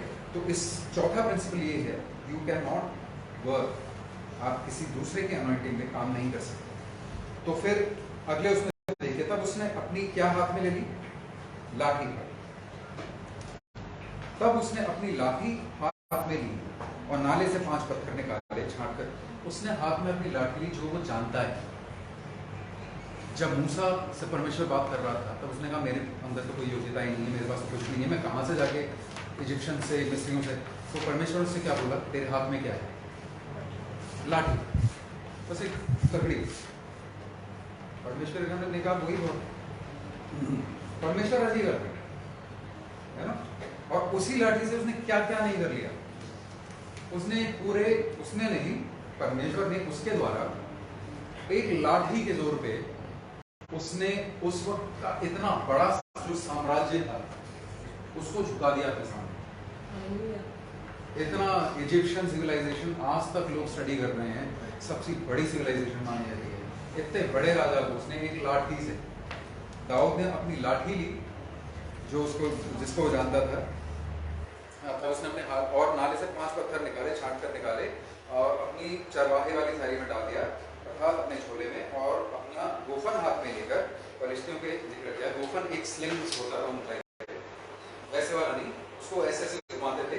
वो बहुत अपने आप में डेंजरस वेपन होता था। उनकी आर्मी में भी जैसे तीर कमान चलाने वाले होते थे वैसे गोफन चलाने वाले भी होते थे। तो ऐसा है। अब यहाँ पे हम एक चीज बोल सकते हैं कि उसने नाली में से 5 पत्थर उठाए, और बचपन से मेरे भी दिमाग में एक ख्याल आता था कि 5 पत्थर क्यों उठाए उसने। हो सकता है पहले मैं सोचता था कि हो सकता है उसने सोचा एक से चूक जाए तो दूसरा यूज करेंगे, लेकिन 5 ही क्यों, राइट? तो ऐसा हो नहीं सकता कि चूक जाए, क्योंकि जो स्लिंगर्स होते हैं, अगर आप पुराने नियम नंबर्स में पढ़ेंगे, जो इजराइली की आर्मी में जो स्लिंगर्स थे, गोफन चलाने वाले, वो इतने एक्यूरेट थे कि बाइबल में लिखा है कि वो एक बाल पे निशाना लगा सकते थे, इतनी उनकी एक्यूरेसी थी। और जो गोफन होता है वो गोली जितना फास्ट जाता है, एक छोटी पिस्तौल की गोली जितना वो फास्ट होता है, तो वो बहुत डेडली वेपन होता है। उसको साइंटिस्टों ने अच्छे से टेस्ट भी किया, तो बहुत एक्यूरेट होते हैं। तो दाऊद अगर उसको चलाता था तो उससे ये गलती हो जाएगी, वो छूट जाएगी, तो होने के चांसेस नहीं है, राइट? तो उसने 5 पत्थर उठाए। अब ऐसा स्पेशली पास्टर लोनी का ऐसा मानना है, और वो ये कहते हैं कि ये मेरा ओपिनियन है, हम बाइबल से नहीं प्रूव कर सकते, कि उसने 5 पत्थर उठाए और उसने मन में ही सोचा था कि मैं उसको मारना 5 भाइयों को चाहिए था। और क्योंकि उसने उस दिन सिर्फ गोलियत को मारा, बाकी 5 को नहीं मारा, बाकी 4 बचे थे उनको नहीं मारा। हम नहीं जानते क्या रीजन था, शायद वो भाग गए, लेकिन ये 4 उसके जीवन में एक एक करके बार बार आते थे और उसको परेशान करते रहे।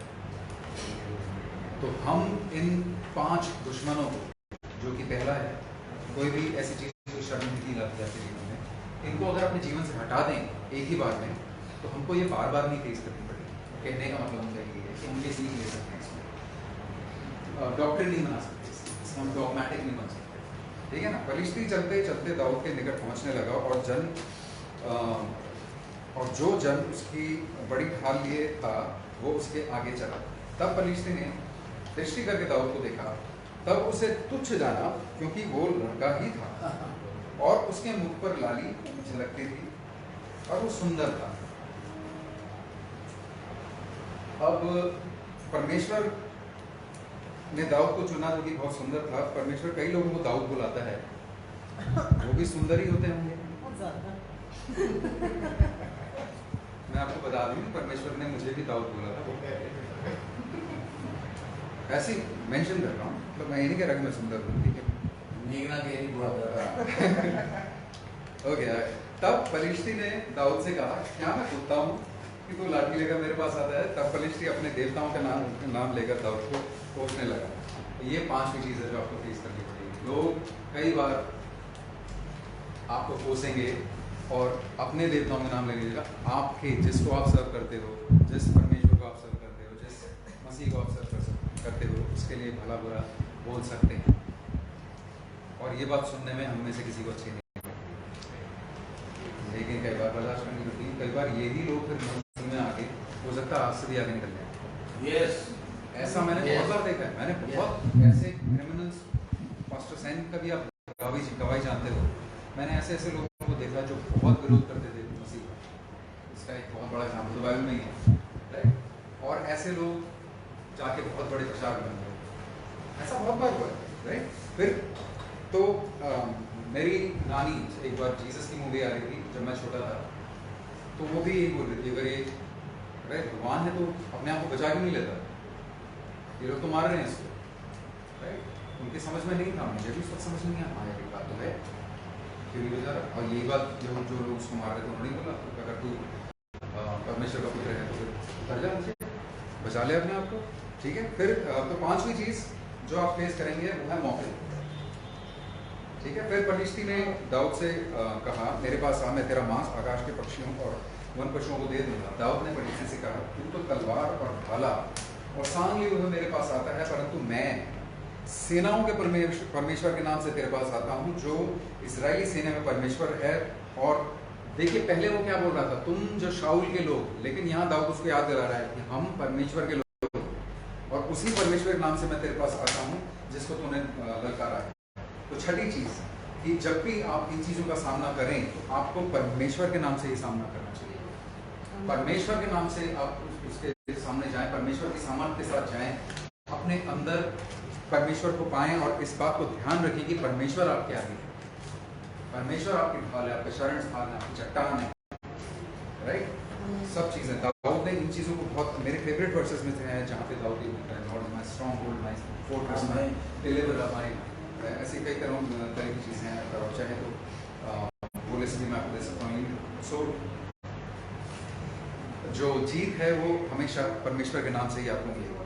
मैं कोशिश कर रहा हूँ उसमें से जल्दी जाने की। तब पलिश्ती उठकर दाऊद का सामना करने के लिए निकट आया। तब दाऊद सेना की और पलिश्ती का सामना इसमें थोड़े स्पेलिंग मिस्टेक्स हैं, समाना लिखा है, करने के लिए फुर्ती से दौड़ा। फिर दाऊद ने, आपने से कोई पढ़ी, उसमें काफ़ी स्पेलिंग मिस्टेक्स हैं। 49। फिर दाऊद ने अपनी थैली में हाथ डालकर उसमें से एक पत्थर निकाला और उसे गोफन में रखकर पलिश्ती के माथे पर ऐसा मारा कि पत्थर उसके माथे के भीतर घुस गया और वह भूमि पर मुंह के बल गिर पड़ा। यो दाऊद ने पलिश्ती पर गोफन और एक ही पत्थर के द्वारा प्रबल होकर उसे मार डाला, परंतु दाऊद के हाथ में तलवार न थी। तब दाऊद दौड़कर पलिश्ती के ऊपर खड़ा हुआ और उसकी तलवार पकड़कर मियान से खींची और उसको घात किया और उसका सिर उसी तलवार से काट डाला। यह देखकर कि हमारा वीर मर गया, पलिश्ती भाग गए। इस पर लास्ट जो सातवीं चीज है उसमें ये है कि finish the job. Yes right, finish the job. जो आपने स्टार्ट किया है उसको खत्म करें। क्योंकि हम लोग अगर उसको फिनिश किए बिना रुक जाएंगे तो वो फिर से जाएगा। ठीक है। और एक चीज का ध्यान रखें, उसने कौन सी तलवार यूज करी? उसके पास तलवार नहीं थी, उसी की तलवार। शत्रु जो है, जो हथियार लेकर आपको डिस्ट्रॉय करने आएगा, परमेश्वर उसी हथियार को कई बार यूज करेगा उसको डिस्ट्रॉय करने के लिए। ऐसा मैंने बहुत बार देखा अपनी लाइफ में। ऐसे एग्जांपल्स आपको बाइबल में भी मिल जाएंगे कि जिस हथियार से आपका अपोनेंट आपको डिस्ट्रॉय करने आ रहा है, उसी हथियार से आप उसको हटा दें कि जो आपकी कमजोरी थी वही आपकी स्ट्रेंथ बन जाएगी। आमीन। ठीक है ना। अब मैं इसमें डिटेल और एग्जांपल्स लेना चाह रहा था ताकि मैं खत्म कर सकूं। तो अब क्या हुआ? उसके बाद वो दाऊद की जय जयकार करने लगे, दाऊद का सम्मान मिलने लगा। तो उसका जो शेम था चला गया पीछे, शेम को उसने कर दिया डिफीट। अब उसको कोई नहीं बोल सकता कि मैं जानता हूँ तेरे दिल में क्या है, मैं जानता हूँ तेरी शुरुआत कैसे हुई, कैसे पैदा हुआ था, ये सब चीजें कुछ भी अब उसको कोई नहीं बोल सकता। तो हमारे जीवन में हम विश्वासियों का काम ये है कि हम लोगों की शर्म को, लोगों की झेल को, लोगों की कमजोरियों को उसको छुपाएं, उसको ढांकें। नोआ की कहानी आपको याद होगी कि जब वो पहला इंसान था, जहाँ तक मेरा ख्याल है बाइबल में रिकॉर्डेड, जिसने ताक की बारी लगाई, फिर उसने ये सब आप कहानी जानते हैं। उसके एक बेटे ने उसकी नग्नता देखी और क्या किया? बाहर जाके सब किया, बजाय उसको वो करने के जो बाकी के दो। ठीक है, वो एक अलग चीज़ है कि यहाँ पे हो क्या रहा है, कनान और ये सब चीज़ें, वहाँ पे काफ़ी चीज़ें सीखने वाली हैं। वो एक किसी और दिन कवर कर सकते हैं। लेकिन आप एक सिंपल उस कहानी को उसका कह लीजिए कि उसने उसकी नग्नता देखी जो भी थी, राइट, और आज जाके सबको बताने लगे। उसके भाइयों ने क्या किया? उसको कवर किया। यही हमें करना चाहिए। ठीक है ना। अब पहला इतिहास में हमने पढ़ा, ये गत के राबा से उत्पन्न हुए थे और दाऊद के सेवकों ने उनको मार डाला। ठीक है, तो ये एक भाई मर गया। अब हम देखते हैं उसके बाकी के 4 भाइयों को, अगर समय है।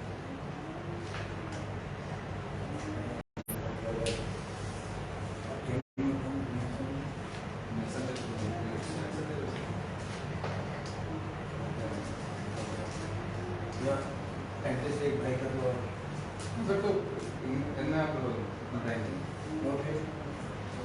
सो अब हम जाना चाहिए हमको दूसरे समूह का, आप लोग 17 में है ना, तो अब हम चलते हैं 21 में।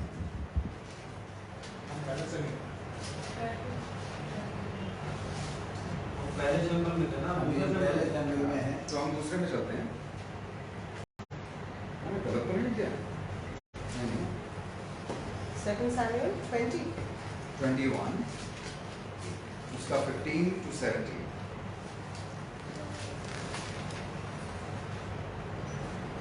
फिलिस्तियों में इस्राएल से फिर युद्ध हुआ और दाऊद अपने जहां समेत जाकर फिलिस्तियों से लड़ने लगा। 15 से लेकर 17 तक हिंदी में इसका बड़ा फिलिस्तियों से लड़ने लगा, परंतु दाऊद थक गया। तब यिशबोबेत जो भाले का फल तोल में 300 शेकेल की करता था। ऐसे कोई चीज बताया जा रहा है कि वो कितना बड़ा था। और वह नई तलवार बांधे हुए था। उसने दाऊद को मारने को ठाना, परंतु सरूयाब के पुत्र अबीशै ने दाऊद की सहायता करके उस फलिस्ती को ऐसा मारा कि वह मर गया। तब दाऊद के जनों ने शपथ खाकर उससे कहा, तू फिर हमारे संग युद्ध को जाने ना आएगा, ऐसा ना हो कि तेरे मरने से इस्राएल का दिया बुझ जाए। So, इस वाले जो ये वाला जो फलिस्ती, हम कैसे जानते हैं कि ये गुलैद का भाई है? क्योंकि पिता का नाम यहाँ दिया हुआ है, सेम है, राफा, राइट? तो हम इस तरह से जानते हैं, यिशबनबो इसका नाम था, यिशबो-नबो। इसका मतलब होता है, आप बोल सकते हैं टू सेटल,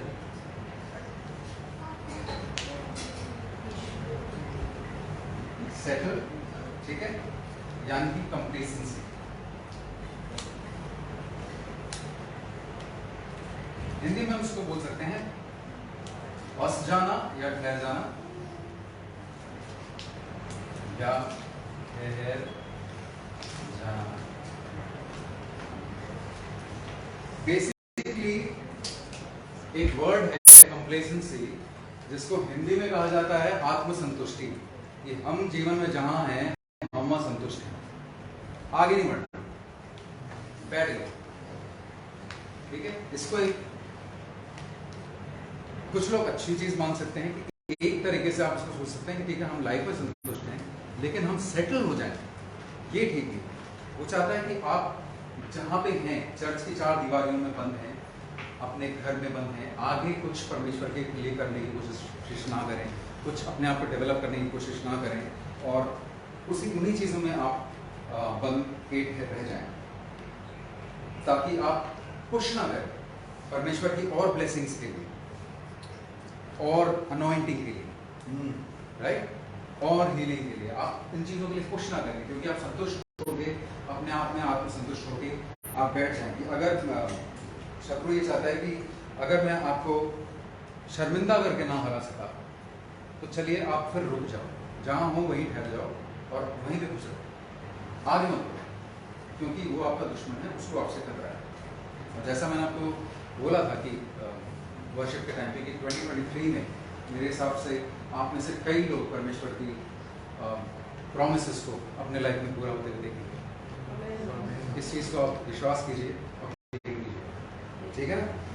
और तो इसका हम एग्जाम्पल एक ये दे सकते हैं कि जब बीज बोने वाला बीज बोने निकला, तो उसके जो बीज हैं वो एक जगह पड़े। लूक 8:14 में लिखा है, and that which fell among the thorns are they, जो कांटों में गिरे वो हैं,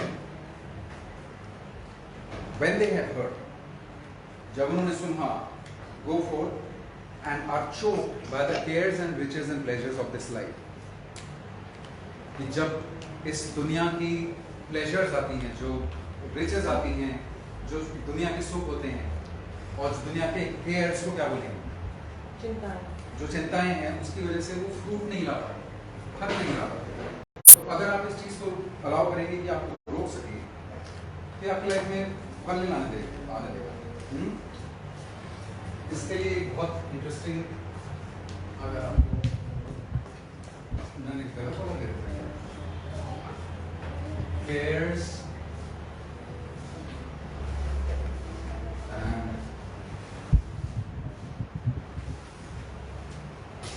riches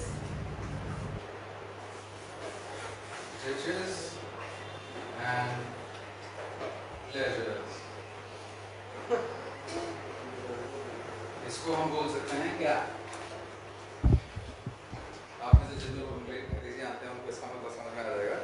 तो हम लाइफ में आप ये भी देखेंगे कि जिसकी चीज़ पे आप कॉम्प्रोमाइज़ करते हैं, अगर आप किसी चीज़ के लिए परमेश्वर के साथ कॉम्प्रोमाइज़ करते हैं, अगर आप किसी चीज़ के लिए परमेश्वर के वचन के साथ कॉम्प्रोमाइज़ कर रहे हैं, परमेश्वर की मर्जियों के साथ कॉम्प्रोमाइज़ कर रहे हैं, समझौता कर रहे हैं, तो आप वो चीज़ खो देंगे, आप वो चीज़ वैसे भी खो देंगे।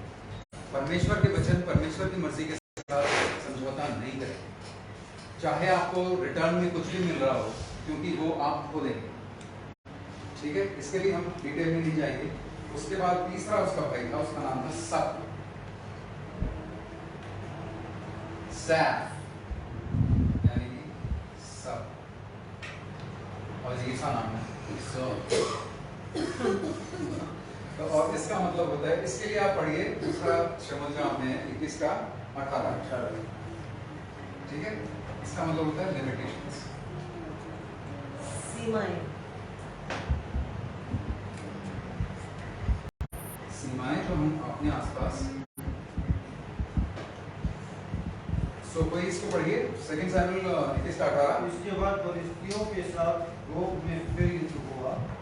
उस समय होशाई सबके ने रफा वंशी सबको मारा। रफा वंशी सबको मारा। अब इस सब का मतलब होता है, इसके नाम का मतलब है लिमिटेशन, यानी कि ऐसी सीमाएं जो हम अपने आसपास बना देते हैं कि मेरी बस इतनी सीमा है, मैं इससे आगे नहीं जा सकता। तो शैतान ये कहता है कि लाइक अगर मैं आपको शर्मिंदा करके नहीं रोक सकता, अगर आप कंप्लेसेंट, आत्मसंतुष्ट होके आप नहीं रुक रहे, तो फिर आप एक काम करो, देखो ये आपकी सीमा है। अब वो आपकी एजुकेशन भी हो सकती है, वो आपकी एबिलिटी हो सकती है, कुछ भी हो सकती है। आपने क्या सीमा बना लिया कि इससे आगे तो मैं जा नहीं सकता। क्या परमेश्वर नहीं जानता कि आपकी सीमा क्या है? तो अगर परमेश्वर ने आपके लिए जो डेस्टिनी रखी है वो अगर आपकी सीमा के बाहर है, तो क्या परमेश्वर जानता नहीं है कि आप इसके योग्य हो? मैं आपको बताता हूँ, जैसे मोसेस का मैं पहले एग्जांपल दे रहा था। मोसेस ने परमेश्वर से क्या बोला कि मैं जाके लोगों को कैसे लीड करूँ, मैं उनसे कैसे बात करूँ, मेरी एक लिमिटेशन है। ज्यादातर लोग सोचते हैं कि मोस्ट ऑफ वो हकला था, लेकिन उसको कोई ना कोई स्पीच में प्रॉब्लम नहीं है। तो एक इंसान जो ठीक से बोल नहीं सकता, कौन सुनेगा उसको, राइट? जब गिदोन, ऐसे आपको एग्जांपल्स मिलेंगे, जब गिदोन के पास वो गया था तब वो भी रेडी नहीं था इस चीज के लिए, डाउट था उसके अंदर, तब भी उसने बार बार परमेश्वर से साइंस मांग रहा था, राइट? लेकिन परमेश्वर की खासियत है, परमेश्वर जो जहां तक मैंने देखा अक्सर ऐसे लोगों को चुनता है जो अपने आप को इस लायक समझते नहीं, या फिर जिनमें वो काम करने की शक्ति नहीं, बाकी फिर परमेश्वर अपनी शक्ति देता है। देखिए ऐसा है कि लाइक फॉर एग्जाम्पल, एक एग्जाम्पल मैं अपनी लाइफ में आपको दे सकता हूँ कि मैं इस तरह से खड़े होकर टीच करने में कंफर्टेबल नहीं हूँ। मैं जो एक मेरे हिसाब से जितने लोगों से मैं मिला हूँ, मैं उनमें से सबसे लो एनर्जी इंसान हूँ, ठीक है ना? आप मेरे को रियल लाइफ में देख चुके हैं। मुझसे जब लोगों से बात करना इतना ज्यादा पसंद नहीं है, तो मैं पूरी सिंगिंग कर सकता हूँ, वो मैं बहुत सालों से कर रहा हूँ, ठीक है ना? प्रेज एंड वर्शिप मैंने परमेश्वर से बोला, तो प्रेज एंड वर्शिप मैं कर सकता हूँ, ठीक है? प्रेज एंड वर्शिप लीड कर सकता हूँ, प्रेज एंड वर्शिप मैं गाना गा सकता हूँ, वो मेरे लिए आसान है, वो मैं आराम से कहीं पे भी, आप मुझे रात के 2 बजे उठा दो, मैं शुद्ध कर लूँगा। लेकिन लोगों के सामने बोलना, इसकी ना तो मुझे आदत है और ना मुझे करना पसंद है। सेकेंडली इसमें बहुत मेहनत है। एक 15 मिनट की टीचिंग मटेरियल के लिए घंटों लग जाते हैं। जब 3, 4, 5 घंटे स्टडी करो तब जाके 15 मिनट का मटेरियल निकल के आता है, शायद कई बार उससे भी कम, 5 मिनट, राइट? तो जब मुझे परमेश्वर ने ये चीज, परमेश्वर ने किसी के थ्रू या फिर बाद में परमेश्वर ने कंफर्म नहीं किया, तो मेरा भी ये कहना था कि जब सबसे पहले मुझे ना सिर्फ टीचिंग के लिए और भी कुछ बोला था, सो मेरा सबसे पहला सवाल था मैं, सो उस परमेश्वर का यू मैं कैसे हो सकता हूँ, ये करेगी, बातें करना इसको पसंद है ना? और बोलने की एबिलिटी, इसका तो काम है, इसका प्रोफेशन है बोलना, मुझे तो आता ही नहीं। मैंने तो कभी लाइफ में बोला ही नहीं इस तरह से, मतलब टीच करना, प्रीच करना, ये मेरी लिमिटेशन है। मैं चाहूँ तो अभी भी मैं कर सकूँ कि बहुत मेहनत लगती है इन चीज़ों को करने में, प्लस इस तरह से टीच करने के लिए मुझे सीखना पड़ा। अभी भी मैं बहुत इम्प्रूव कर रहा हूँ, लेकिन इतना भी लेवल तक मैं नहीं पहुँचा हूँ कि मैं खुद को अप्रिशिएट कर सकूँ। Yes, thank you. इंकरेज करने के लिए परमेश्वर ने किसी को रखा है मेरे लाइफ में, सो या थैंक गॉड फॉर दैट। लेकिन ये मेरी पर्सनल लिमिटेशन थी जो कि मैं बना कर सकता था। मैं ही कैसे करूँगा, मेरा तो ना तो नेचर में है, ना मुझे करने का शौक है, ठीक है? सिंगिंग का मुझे शौक है, वो तो जितना मर्जी करवा लो परमेश्वर, लेकिन ये काम मुझे नहीं करना है। लेकिन मुझे ये डिसीजन लेना पड़ा कि इस सीमा के होते हुए भी, ठीक है ना, इन सीमाओं के होते हुए भी मुझे सीखना पड़ेगा, सबके सामने निकलना पड़ेगा अपनी इन सीमाओं से। यस, जो मेरे हिसाब से मेरी लिमिट, मेरी जो एबिलिटी है वो यहाँ आके ख़त्म हो जाती है। अब मुझे अपनी उस कंप्लेसेंसी से, आत्मसंतुष्टि से बाहर निकल के मेहनत करनी पड़ेगी, सीखनी पड़ेगी, क्योंकि परमेश्वर चाहता है मैं ये काम करूँ।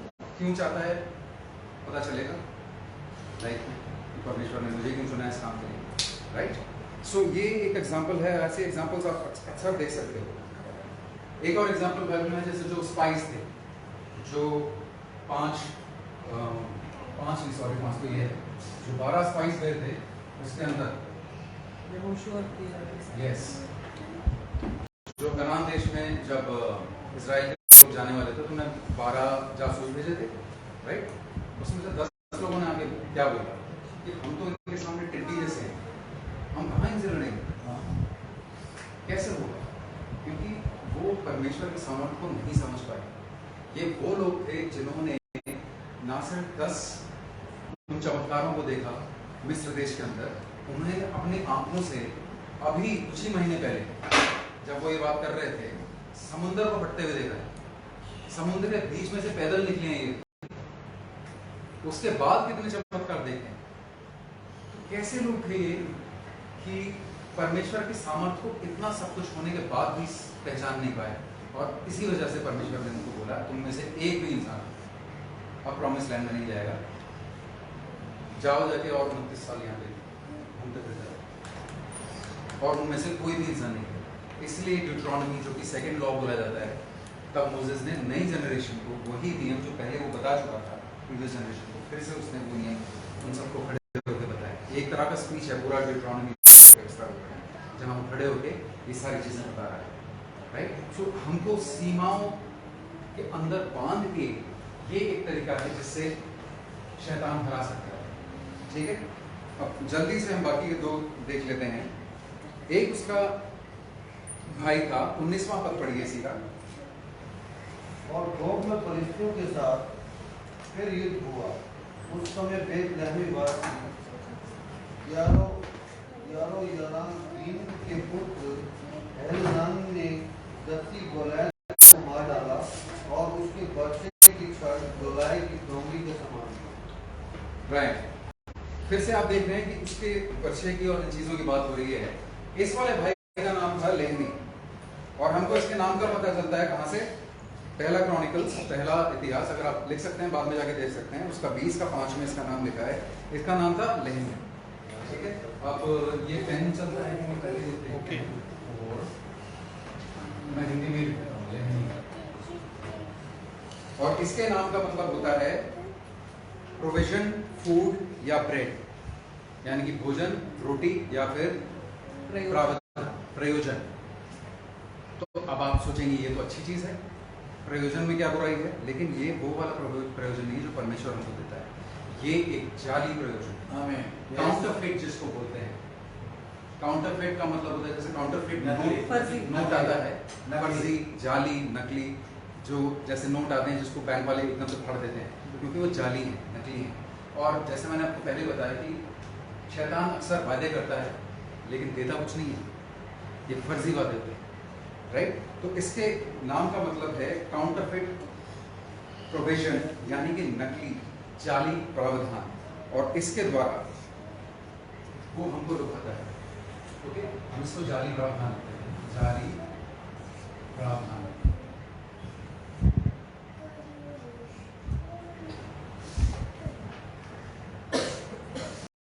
या प्रयोजन क्या बोला था, सेम मीनिंग होता है, जहाँ तक नॉलेज है ना, जाली प्रावधान। सो क्योंकि हमारी जो नीड्स हैं, यीशु मसीह ने बोला था कि पहले तुम उसके राज्य की खोज करो और सब परमेश्वर, and all these things will be added to you. परमेश्वर ने हमको ये वादा दिया है, परमेश्वर हमको देता है। कई बार शैतान क्या करेगा, आपको कुछ ना कुछ ऐसा लालच देगा जो मेरी लाइफ में आ चुका है, कोई ना कोई ऐसा लालच, कोई ना कोई ऐसा प्रोविजन जिससे आपको लगे कि हाँ ये तो बहुत अच्छी चीज़ है, मेरी ज़रूरतें इससे काफ़ी पूरी हो जाएंगी, लेकिन वो नकली है, वो जाली है। एक एग्जांपल मैं आपको देता हूँ। आपको जैसे अगर इस तरह का कुछ मिलता है तो आपको हमेशा केयरफुल रहना पड़ेगा। पास्टर सैम को शायद ये चीज़ याद होगी, मेरा एक फ्रेंड है, उसका नाम है बेनी। वो उस जब नया नया उसमें था, जब वो नया नया उसने जॉब करनी स्टार्ट ही करी, IT में था, कंप्यूटर वगैरह के साथ काम करता था, और उसको एक जॉब ऑफर आई हैदराबाद या बैंगलोर से, बहुत बढ़िया जॉब ऑफर थी। उसको ना सिर्फ बहुत अच्छी तनख्वाह, उसको गाड़ी कंपनी की तरफ से, उसको कंपनी की तरफ से घर मिल रहा था, उसको कंपनी की तरफ से गाड़ी मिल रही थी, तो देखने में वो बहुत अच्छा ऑफर था। उसने पास्टर सैम से बोला कि आप प्रार्थना करके देखिए, और मेरे घर आके उसने उस जॉब को एक्सेप्ट करने के लिए उसने ईमेल टाइप करना शुरू किया। हम दोनों साथ बैठे थे, मेरे ही कंप्यूटर पे था वो। उसने पूरा ईमेल जवाब में टाइप किया कि हाँ मेरी ये रिक्वायरमेंट्स हैं, मैं इस जॉब को एक्सेप्ट कर रहा हूँ, थैंक यू, विद रिगार्ड्स, सब कुछ करके अपना नाम वाम लिख के वो सेंड प्रेस करने वाला था, तब पास्टर सैम ने आके उसको रोक दिया। तुमने जॉब ली तो नहीं? उसने कहा नहीं, बस मैं ले नहीं वाला था। तो पास्टर सैम ने उसको बताया नहीं, ये नकली है। परमेश्वर तुमको एक जॉब देगा जो किसी दूसरे देश में है, और वो इससे कहीं बेटर है। और उसके 2 या 3 दिन, और उसने इमीडिएटली बात मानी, और उसको वो सेंड करने वाला था, जिस चीज़ को सेंड करने वाला था उसको उसने इमीडिएटली डिलीट कर दिया। एक अच्छी खासी जॉब को जिसमें उसकी बहुत बढ़िया सैलरी थी, उसको बहुत बढ़िया फ्लैट मिल रहा था, उसको गाड़ी मिल रही थी, कौन छोड़ेगा ऐसा लड़की था? लेकिन उसको जब परमेश्वर की तरफ से ये वचन मिला तो उसने उसको नो कर दिया, और उसके 2-3 दिन बाद ही उसको फिनलैंड से जॉब ऑफर मिली, जो उससे कहीं ज़्यादा बेटर थी। आज वो फिनलैंड में रहता है, नोकिया में बहुत अच्छी पोजीशन में है, वो उसकी वाइफ को फिनलैंड में रहता है। तो ये एक एग्जाम्पल है। और क्योंकि जब शत्रु आता है, यूहन्ना के 10:10 में लिखा है वो क्या करना, चोरी करने, नाश करने, या उसका यही काम है। लेकिन वो अक्सर नकली इस तरह की चीज़ें, जैसे उसने यीशु मसीह को टेंट किया था, जब उसने यीशु मसीह को नहीं छोड़ा तो वो हमें क्या छोड़ेगा? ठीक है। तो वो जो डिसीजन, एक चीज़ और आप ध्यान रखें, इस चीज़ को आप सीख लें, स्पेशली जो लोग परमेश्वर की सेवा करना चाहते हैं, आगे जाके मिनिस्ट्री में आना चाहते हैं। परमेश्वर की सेवा सभी करते हैं, जो लोग मिनिस्ट्री में पार्ट टाइम या फुल टाइम करना चाहते हैं, उनको इस चीज़ को ध्यान रखें कि कभी भी परमेश्वर की उपस्थिति में बैठकर लिया गया कोई डिसीजन, अगर आपने परमेश्वर की उपस्थिति में बैठ के कोई डिसीजन लिया है, उसको बाद में क्वेश्चन ना करें जब परमेश्वर की उपस्थिति में आप नहीं बैठे। Never doubt a politic decision taken in the presence of God when you are not in the presence of God. उस वक्त आप आत्मा में होते हो, उस वक्त आपको परमेश्वर कई बातें बताता है जो कि बाद में आपको लगता है कि यार ये कैसी बात है।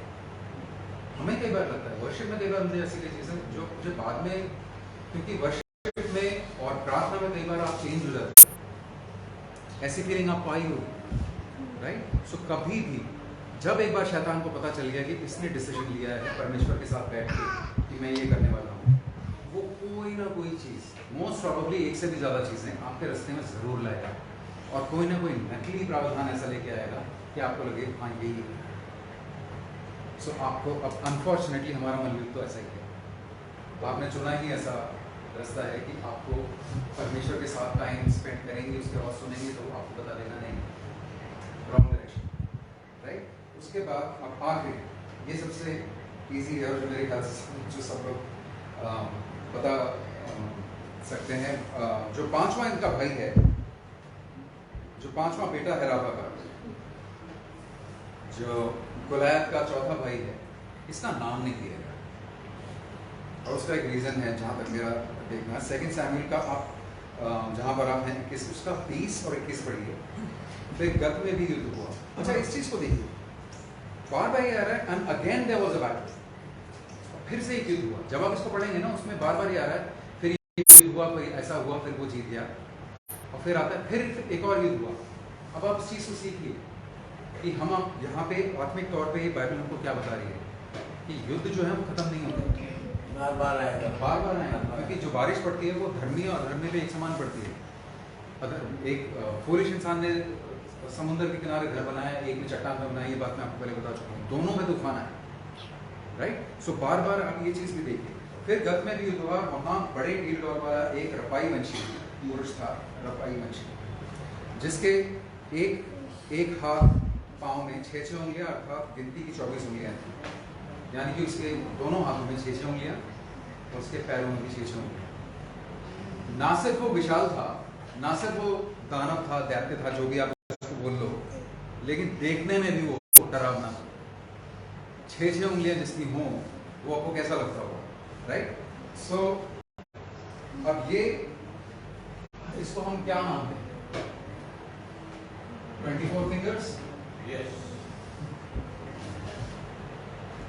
ये दर्शाता है उस चीज को जिससे आप सबसे ज्यादा डरते हैं। ये विशाल राक्षस उस चीज को दर्शाता है जिससे आप सबसे ज्यादा, हर किसी के जीवन में कम से कम एक ना एक ऐसी चीज होती है जिससे वो डरते हैं। अब मौत से तो हर कोई डरता है।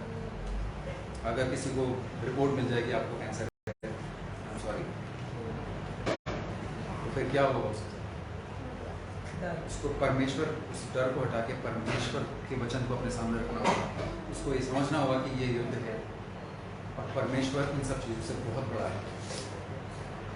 मौत का डर, बीमारी का डर, ओल्ड एज का डर, ठीक है, हमारे जो चाहने वाले हैं उनको कुछ हो जाए इस बात का डर। कुछ लोगों के अपने पर्सनल डर होते हैं कि अगर मेरा नाम जाने बिना ही, मतलब मैं इस दुनिया में आया हूँ तो मेरा कुछ कंट्रीब्यूशन होना चाहिए। अगर मैं बेनाम मर गया तो क्या होगा? कुछ लोगों के जीवन, हर किसी के नहीं, कुछ लोगों के जीवन में इस तरह का डर होता है कि अगर मैं फेमस नहीं हुआ, अगर मैंने कोई लेगेसी नहीं छोड़ी तो लोग तो मुझे भूल जाएंगे, राइट। सो भय अलग अलग तरह के होते हैं। एक राइटर है नेपोलियन हिल, उसने 6 ऐसे मेजर फियर्स की स्टडी करी है जो वो बताता है कि जिससे हमको डरने की जरूरत नहीं है। हम बीमारी से डरते हैं, राइट, कि अगर बीमारी आ गई तो क्या होगा। अभी हम मेडिकल इंश्योरेंस वगैरह ले लेते हैं, जो कि लीजिए मुफ्त चीज़ नहीं है, लेकिन डर नहीं होना चाहिए। सो ये जो 5वां भाई है जिसको उन्होंने फाइनली कराया, ये डर को रिप्रेजेंट करता है कि हमारे जीवन में आपकी क्या ऐसी चीज़ है जो आपको रोक रही है परमेश्वर की उस स्थिति में पहुंचने के लिए।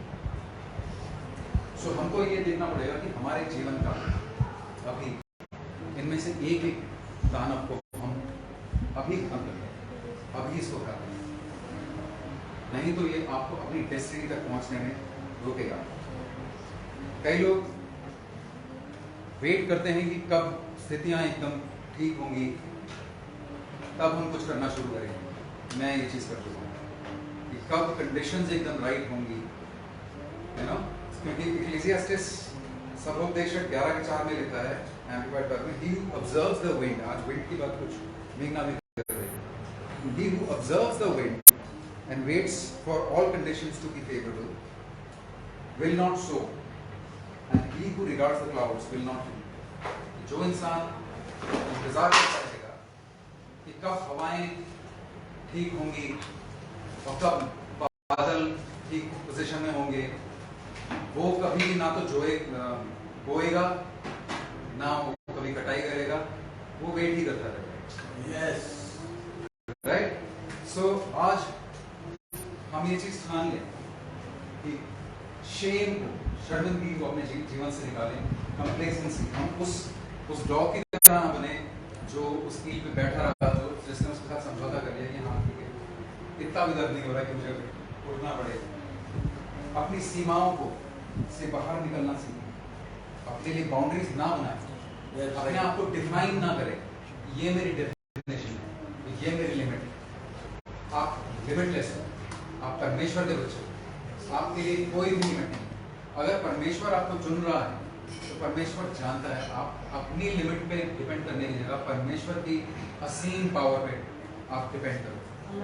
एक अच्छी बात ये है कि जब अगर परमेश्वर ने मुझे ऐसे किसी काम के लिए चुना है जो मेरे हिसाब से मेरे बस का नहीं है, उसका एक पॉजिटिव साइड है कि अब मेरे पास कोई ऑप्शन नहीं है, मुझे परमेश्वर पे डिपेंड करना ही पड़ेगा। आमीन आमीन। समझ रहे हैं आप? और कोई ऑप्शन, क्योंकि मुझे पता है मुझसे तो नहीं होने वाला है। जो भी परमेश्वर तू मुझे प्रॉमिस कर रहा है, भविष्यवाणी से हो या वचन से हो या मुझे जैसे भी, ये मेरे बस की बात तो है नहीं। तो अब ऑप्शन यही है कि परमेश्वर ही पे डिपेंड करना पड़ेगा कि अब तू ही कर सकता है, मुझसे नहीं होगा। और ना मुझे कभी, अगर मैंने वो कर भी लिया, ना मुझे कभी इस बात का घमंड होगा कि मुझे पता है मेरे में कोई एबिलिटी थी नहीं। क्या आपको लगता है मोसेस को पता था कि वो लाल समुद्र को 200 में कर देगा? क्या उसने कभी सोचा कि मैंने ये क्या? दाऊद ने सोचा कि शेर और भालू को मैंने मारा? सो हम कहाँ पे थे हम? चौथा, जाली प्रावधान। इससे हम सावधान रहें कि अगर आपके जीवन में बार बार ये लेकर आता है और कोई भी ऐसा डर, आप अपने आप को खोजें, अपने आप को समझें कौन सी ऐसी, उनको सेल्फ एनालिसिस करने की बहुत ज़रूरत है।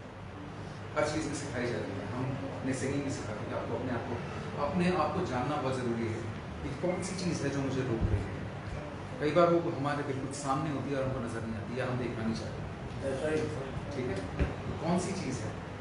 स्पेशली से अक्सर हम उसके साथ रहना सीख जाते हैं और जस्टिफाई कर लेते हैं अपने माइंड में, हाँ ठीक है तो है, छुपे हुए पाप जिसको ठीक है, परमेश्वर तो सबको प्यार करता है, मुझे प्यार करता है, कुछ ना कुछ रीजन लोग बना लेते हैं। पर ऐसा नहीं है कि हम पाप के बिना रह सकते हैं, हमसे तो हो सकता है घर जाते जाते अभी पाप हो जाए, राइट? लेकिन एक एटीट्यूड होता है रिपेंटेंस का।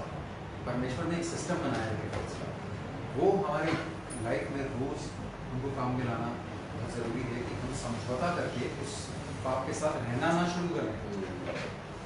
ठीक है, तो इन चीज़ों से, इन 5 चीज़ों से हमको ये सीख मिलती है कि परमेश्वर की जो डेस्टिनी है, हमारे और उसकी, हमारी जीवन की जो कहानी है, उसका फाइनल चैप्टर ताकि हम लिखना वो चाहता है शब्द, लेकिन वो हमारे हाथ में होना चाहिए, राइट? परमेश्वर की मदद से हम वहाँ तक पहुँचे, उसको फुलफिल करें, ताकि जब हम परमेश्वर को फेस करेंगे, जब हम स्वर्ग में जाएं, क्योंकि हमारा जीवन, मैं एक चीज़ आप लोगों को बताता हूँ, आप लोग रोज़ इस चीज़ को माइंड में लेके अपना जीवन रोज़ बताइए कि ये हमारी फाइनल लाइफ नहीं है। इसको हमें माइंड में रखना, और इससे बहुत आपकी खुशी में, हम सब क्या ढूंढते हैं? खुशी, life, liberty and pursuit of happiness, American उसमें कॉन्स्टिट्यूशन में कहा जाता है। हमको ये चीज़ माइंड में रख के चलना बहुत ज़रूरी है। ये एक छोटा सा जीवन है, हमारा फाइनल जीवन नहीं होना, ठीक है? इसलिए जब जो भी हम यहाँ पे करते हैं, एक दिन परमेश्वर को फेस करेंगे तो हम उसको जवाब देंगे कि परमेश्वर हाँ, तुमने जो ठहराया था वो मैंने किया है। जो भी हम करते हैं, यीशु मसीह ने बार बार बोला कि अपने लिए स्वर्ग में खजाने इकट्ठे हो। तो अगर मैं यहाँ पे कोई चेयर्स भी लगा रहा हूँ, तो आज मैंने एक 100 रुपये और वहाँ डिपॉजिट कर दिया, अब वो हमको कैसे मिलेंगे हमें मालूम नहीं। परमेश्वर ने कई बातें हमको नहीं बताई उस तरीके से, राइट? सो थोड़ा सा लंबा टीचिंग, आई एम सॉरी, और परमेश्वर आप सबको आशीष दे। I hope you are not board.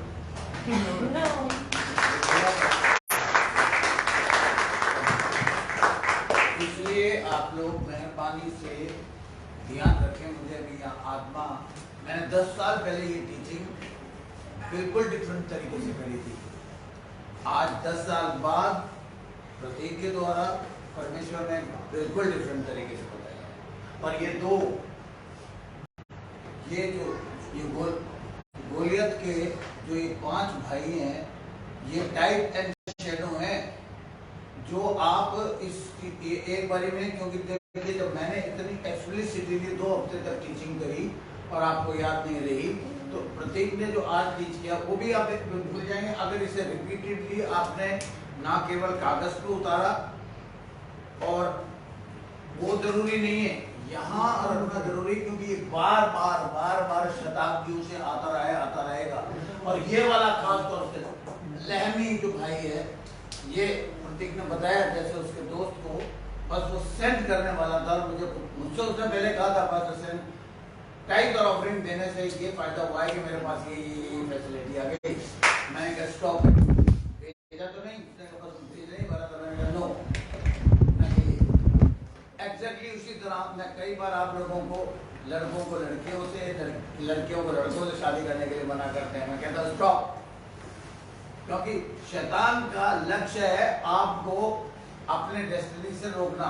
और ये डर, ये आखिर में उसका आखिरी हथियार ये होगा कि वो आपको ये बताएगा, वचन कहता है जो मुझ में रहता है वो उससे ज्यादा शक्तिशाली है, जो आप बोलिए मेरे से, जो मुझ में रहता है, बैठ जाओ, जो मुझ में रहता है वो उससे शक्तिशाली है जो इस संसार में रहता है।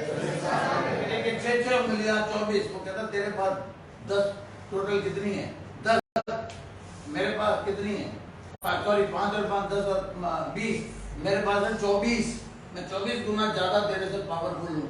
यानी कि वो डर पैदा करेगा आप में कि तेरे से ज्यादा शक्तिशाली मैं हूँ। किसी भी सिचुएशन में आप ध्यान रखना, आपको डरना नहीं है। आमीन। और वो कोशिश अपनी करता रहेगा। यहाँ जैसे प्रतीक ने बताया ना, फिर युद्ध हुआ, फिर युद्ध हुआ। आप एक युद्ध जीतेंगे, दूसरा आपके लिए तैयार। यहाँ बैठे बैठे एक और मुझे प्रेरणा मिली। सॉरी, ये ऑलरेडी लंबा तो हो ही गया है, तो जहाँ शेर वहां सवा शेर, जल्दी से निकालिए। मैं आपको एक टीचिंग दूंगा जो बहुत लंबे टाइम से परमेश्वर मुझे इंकरेज कर रहा है देने की, जो गुप्त है। और मैं ये भी जानता हूं कि हिंदुस्तान में अभी फेसबुक पे जा रही है चीज, मुझे नहीं पता और कौन इसके विषय में सिखा सकता। मेरे साथ निकालिए उत्पत्ति की किताब, क्योंकि हमारी फाउंडेशन सॉलिड होनी चाहिए। उत्पत्ति की ये चर्च से रिलेटेड टीचिंग है टोटली। तो बस 2 मिनट का टाइम मुझे और दीजिए, उसके बाद हम चाय पियेंगे, नाश्ता करेंगे, जो भी करेंगे। बट ये आप, क्योंकि अगले संडे मैं आपको अपने बेटे के ही तरह एक और गहराई में ले जाऊंगा। मेरे साथ आप पढ़िए उत्पत्ति किताब का 2रा अध्याय। आप जानते हैं परमेश्वर ने आदम हव्वा को बनाया, उसके बाद सारी चीजें बनाई, उसके बाद वाटिका में रख दिया। वाटिका इज अदन, इज टाइप एंड शैडो। मैं आपको दिखाऊंगा, बाइबल में लिखा है कि जितनी पुरानी चीजें हैं वो टाइप एंड शैडो हैं। ये मैं आपको वर्ष दूंगा। ओके, अब देखिए ये अदन वाटिका किसकी टाइप एंड शैडो है आने वाले समय की। मेरे साथ पढ़िए 10वां पद, 9वां पद से पढ़िए भाई,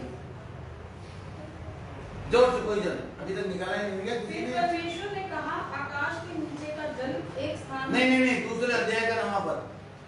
और यहोवा परमेश्वर ने भूमि से सब भांति के वृक्ष जो देखने में मनोहर और जिनके फल खाने में अच्छे हैं उगाए, और वाटिका के बीच में जीवन का वृक्ष को और भले या बुरे के ज्ञान के वृक्ष को भी लगाए। यानी कि आप अपने दिमाग में रख लीजिएगा कि अगले संडे हम वृक्ष को के विषय में, पेड़ के विषय में सीखेंगे। It's a type and shadow of God. लिखा है ना, जो पेड़ अच्छा फल नहीं लाता वो काटा जाएगा और भाड़ में झोंका जाएगा।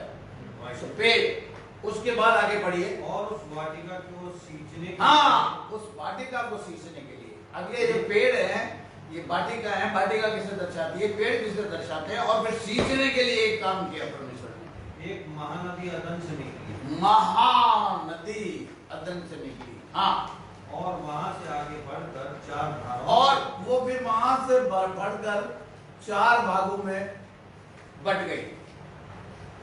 कई बार जिक्र आया है विश्वासियों के अंदर से जीवन की धारा निकलेगी। पढ़िएगा कहाँ लिखा है, आमीन। और उसके बाद वो ये 4 भागों में बटनी चाहिए। ये परमेश्वर का वचन बता रहा है। देखिए क्या, पहली धारा का नाम था पिशोन। ये वही है जो गोला खींच लीजिए इस पे। दूसरी हिबाला, दूसरी और उस देश का सोना चौका होता है, वहाँ मोती और सुलेमानी पत्थर भी मिलते हैं। ओके। और दूसरी नदी का नाम है गिहोन। ये वही है जो कूश के सारे देश को घेरे हुए है। हाँ, हिद्देकेल ये वही है जो अशूर के पूर्व की ओर बहती है और चौथी नदी का नाम फरात है। अब ये नदी किसकी टाइप एंड शैडो है? What is actually word of God is trying to say, मैं आपको बताऊं, जो इस चर्च में बहुत इंपॉर्टेंट, और इससे आपका नॉलेज बढ़ेगी और आप समझ जाएंगे यार चर्च है क्या चीज और हमें किस तरह। हाँ सर यूहन्ना 7:38 में लिखा है, जो मुझ पर विश्वास करेगा जैसा पवित्र शास्त्र में आया है, उसके हृदय में से जीवन के जल की नदियां बहने। Hallelujah, hallelujah. So प्रतीक so greatly he dealt, और ये बिल्कुल सही कह रहा है प्रतीक, बिल्कुल ये इसको परमेश्वर ने साथ की तरह एक लिमिटेशन में नहीं रहने दिया और उसको वहां से बाहर निकाला और उसको वो चीज करनी पड़ी और करनी चाहिए। आपका एटीट्यूड मेरे को करना पड़ेगा नहीं होना चाहिए। आपका एटीट्यूड, अगर परमेश्वर ने हमको कुछ कह दिया है तो आपका एटीट्यूड करना चाहिए होना चाहिए। So excellent job he has done. And सबसे ज्यादा मुझे ब्लेसिंग इसलिए मिलती है कि मैं अपने परिवार के साथ प्रभु की सेवा कर रहा हूँ। मुबारक है वो परिवार, मुबारक है वो पिता जो अपने बच्चों को इस तरह से शिक्षा देके मैदान जंग में कूदने के लिए इनकरेज करे।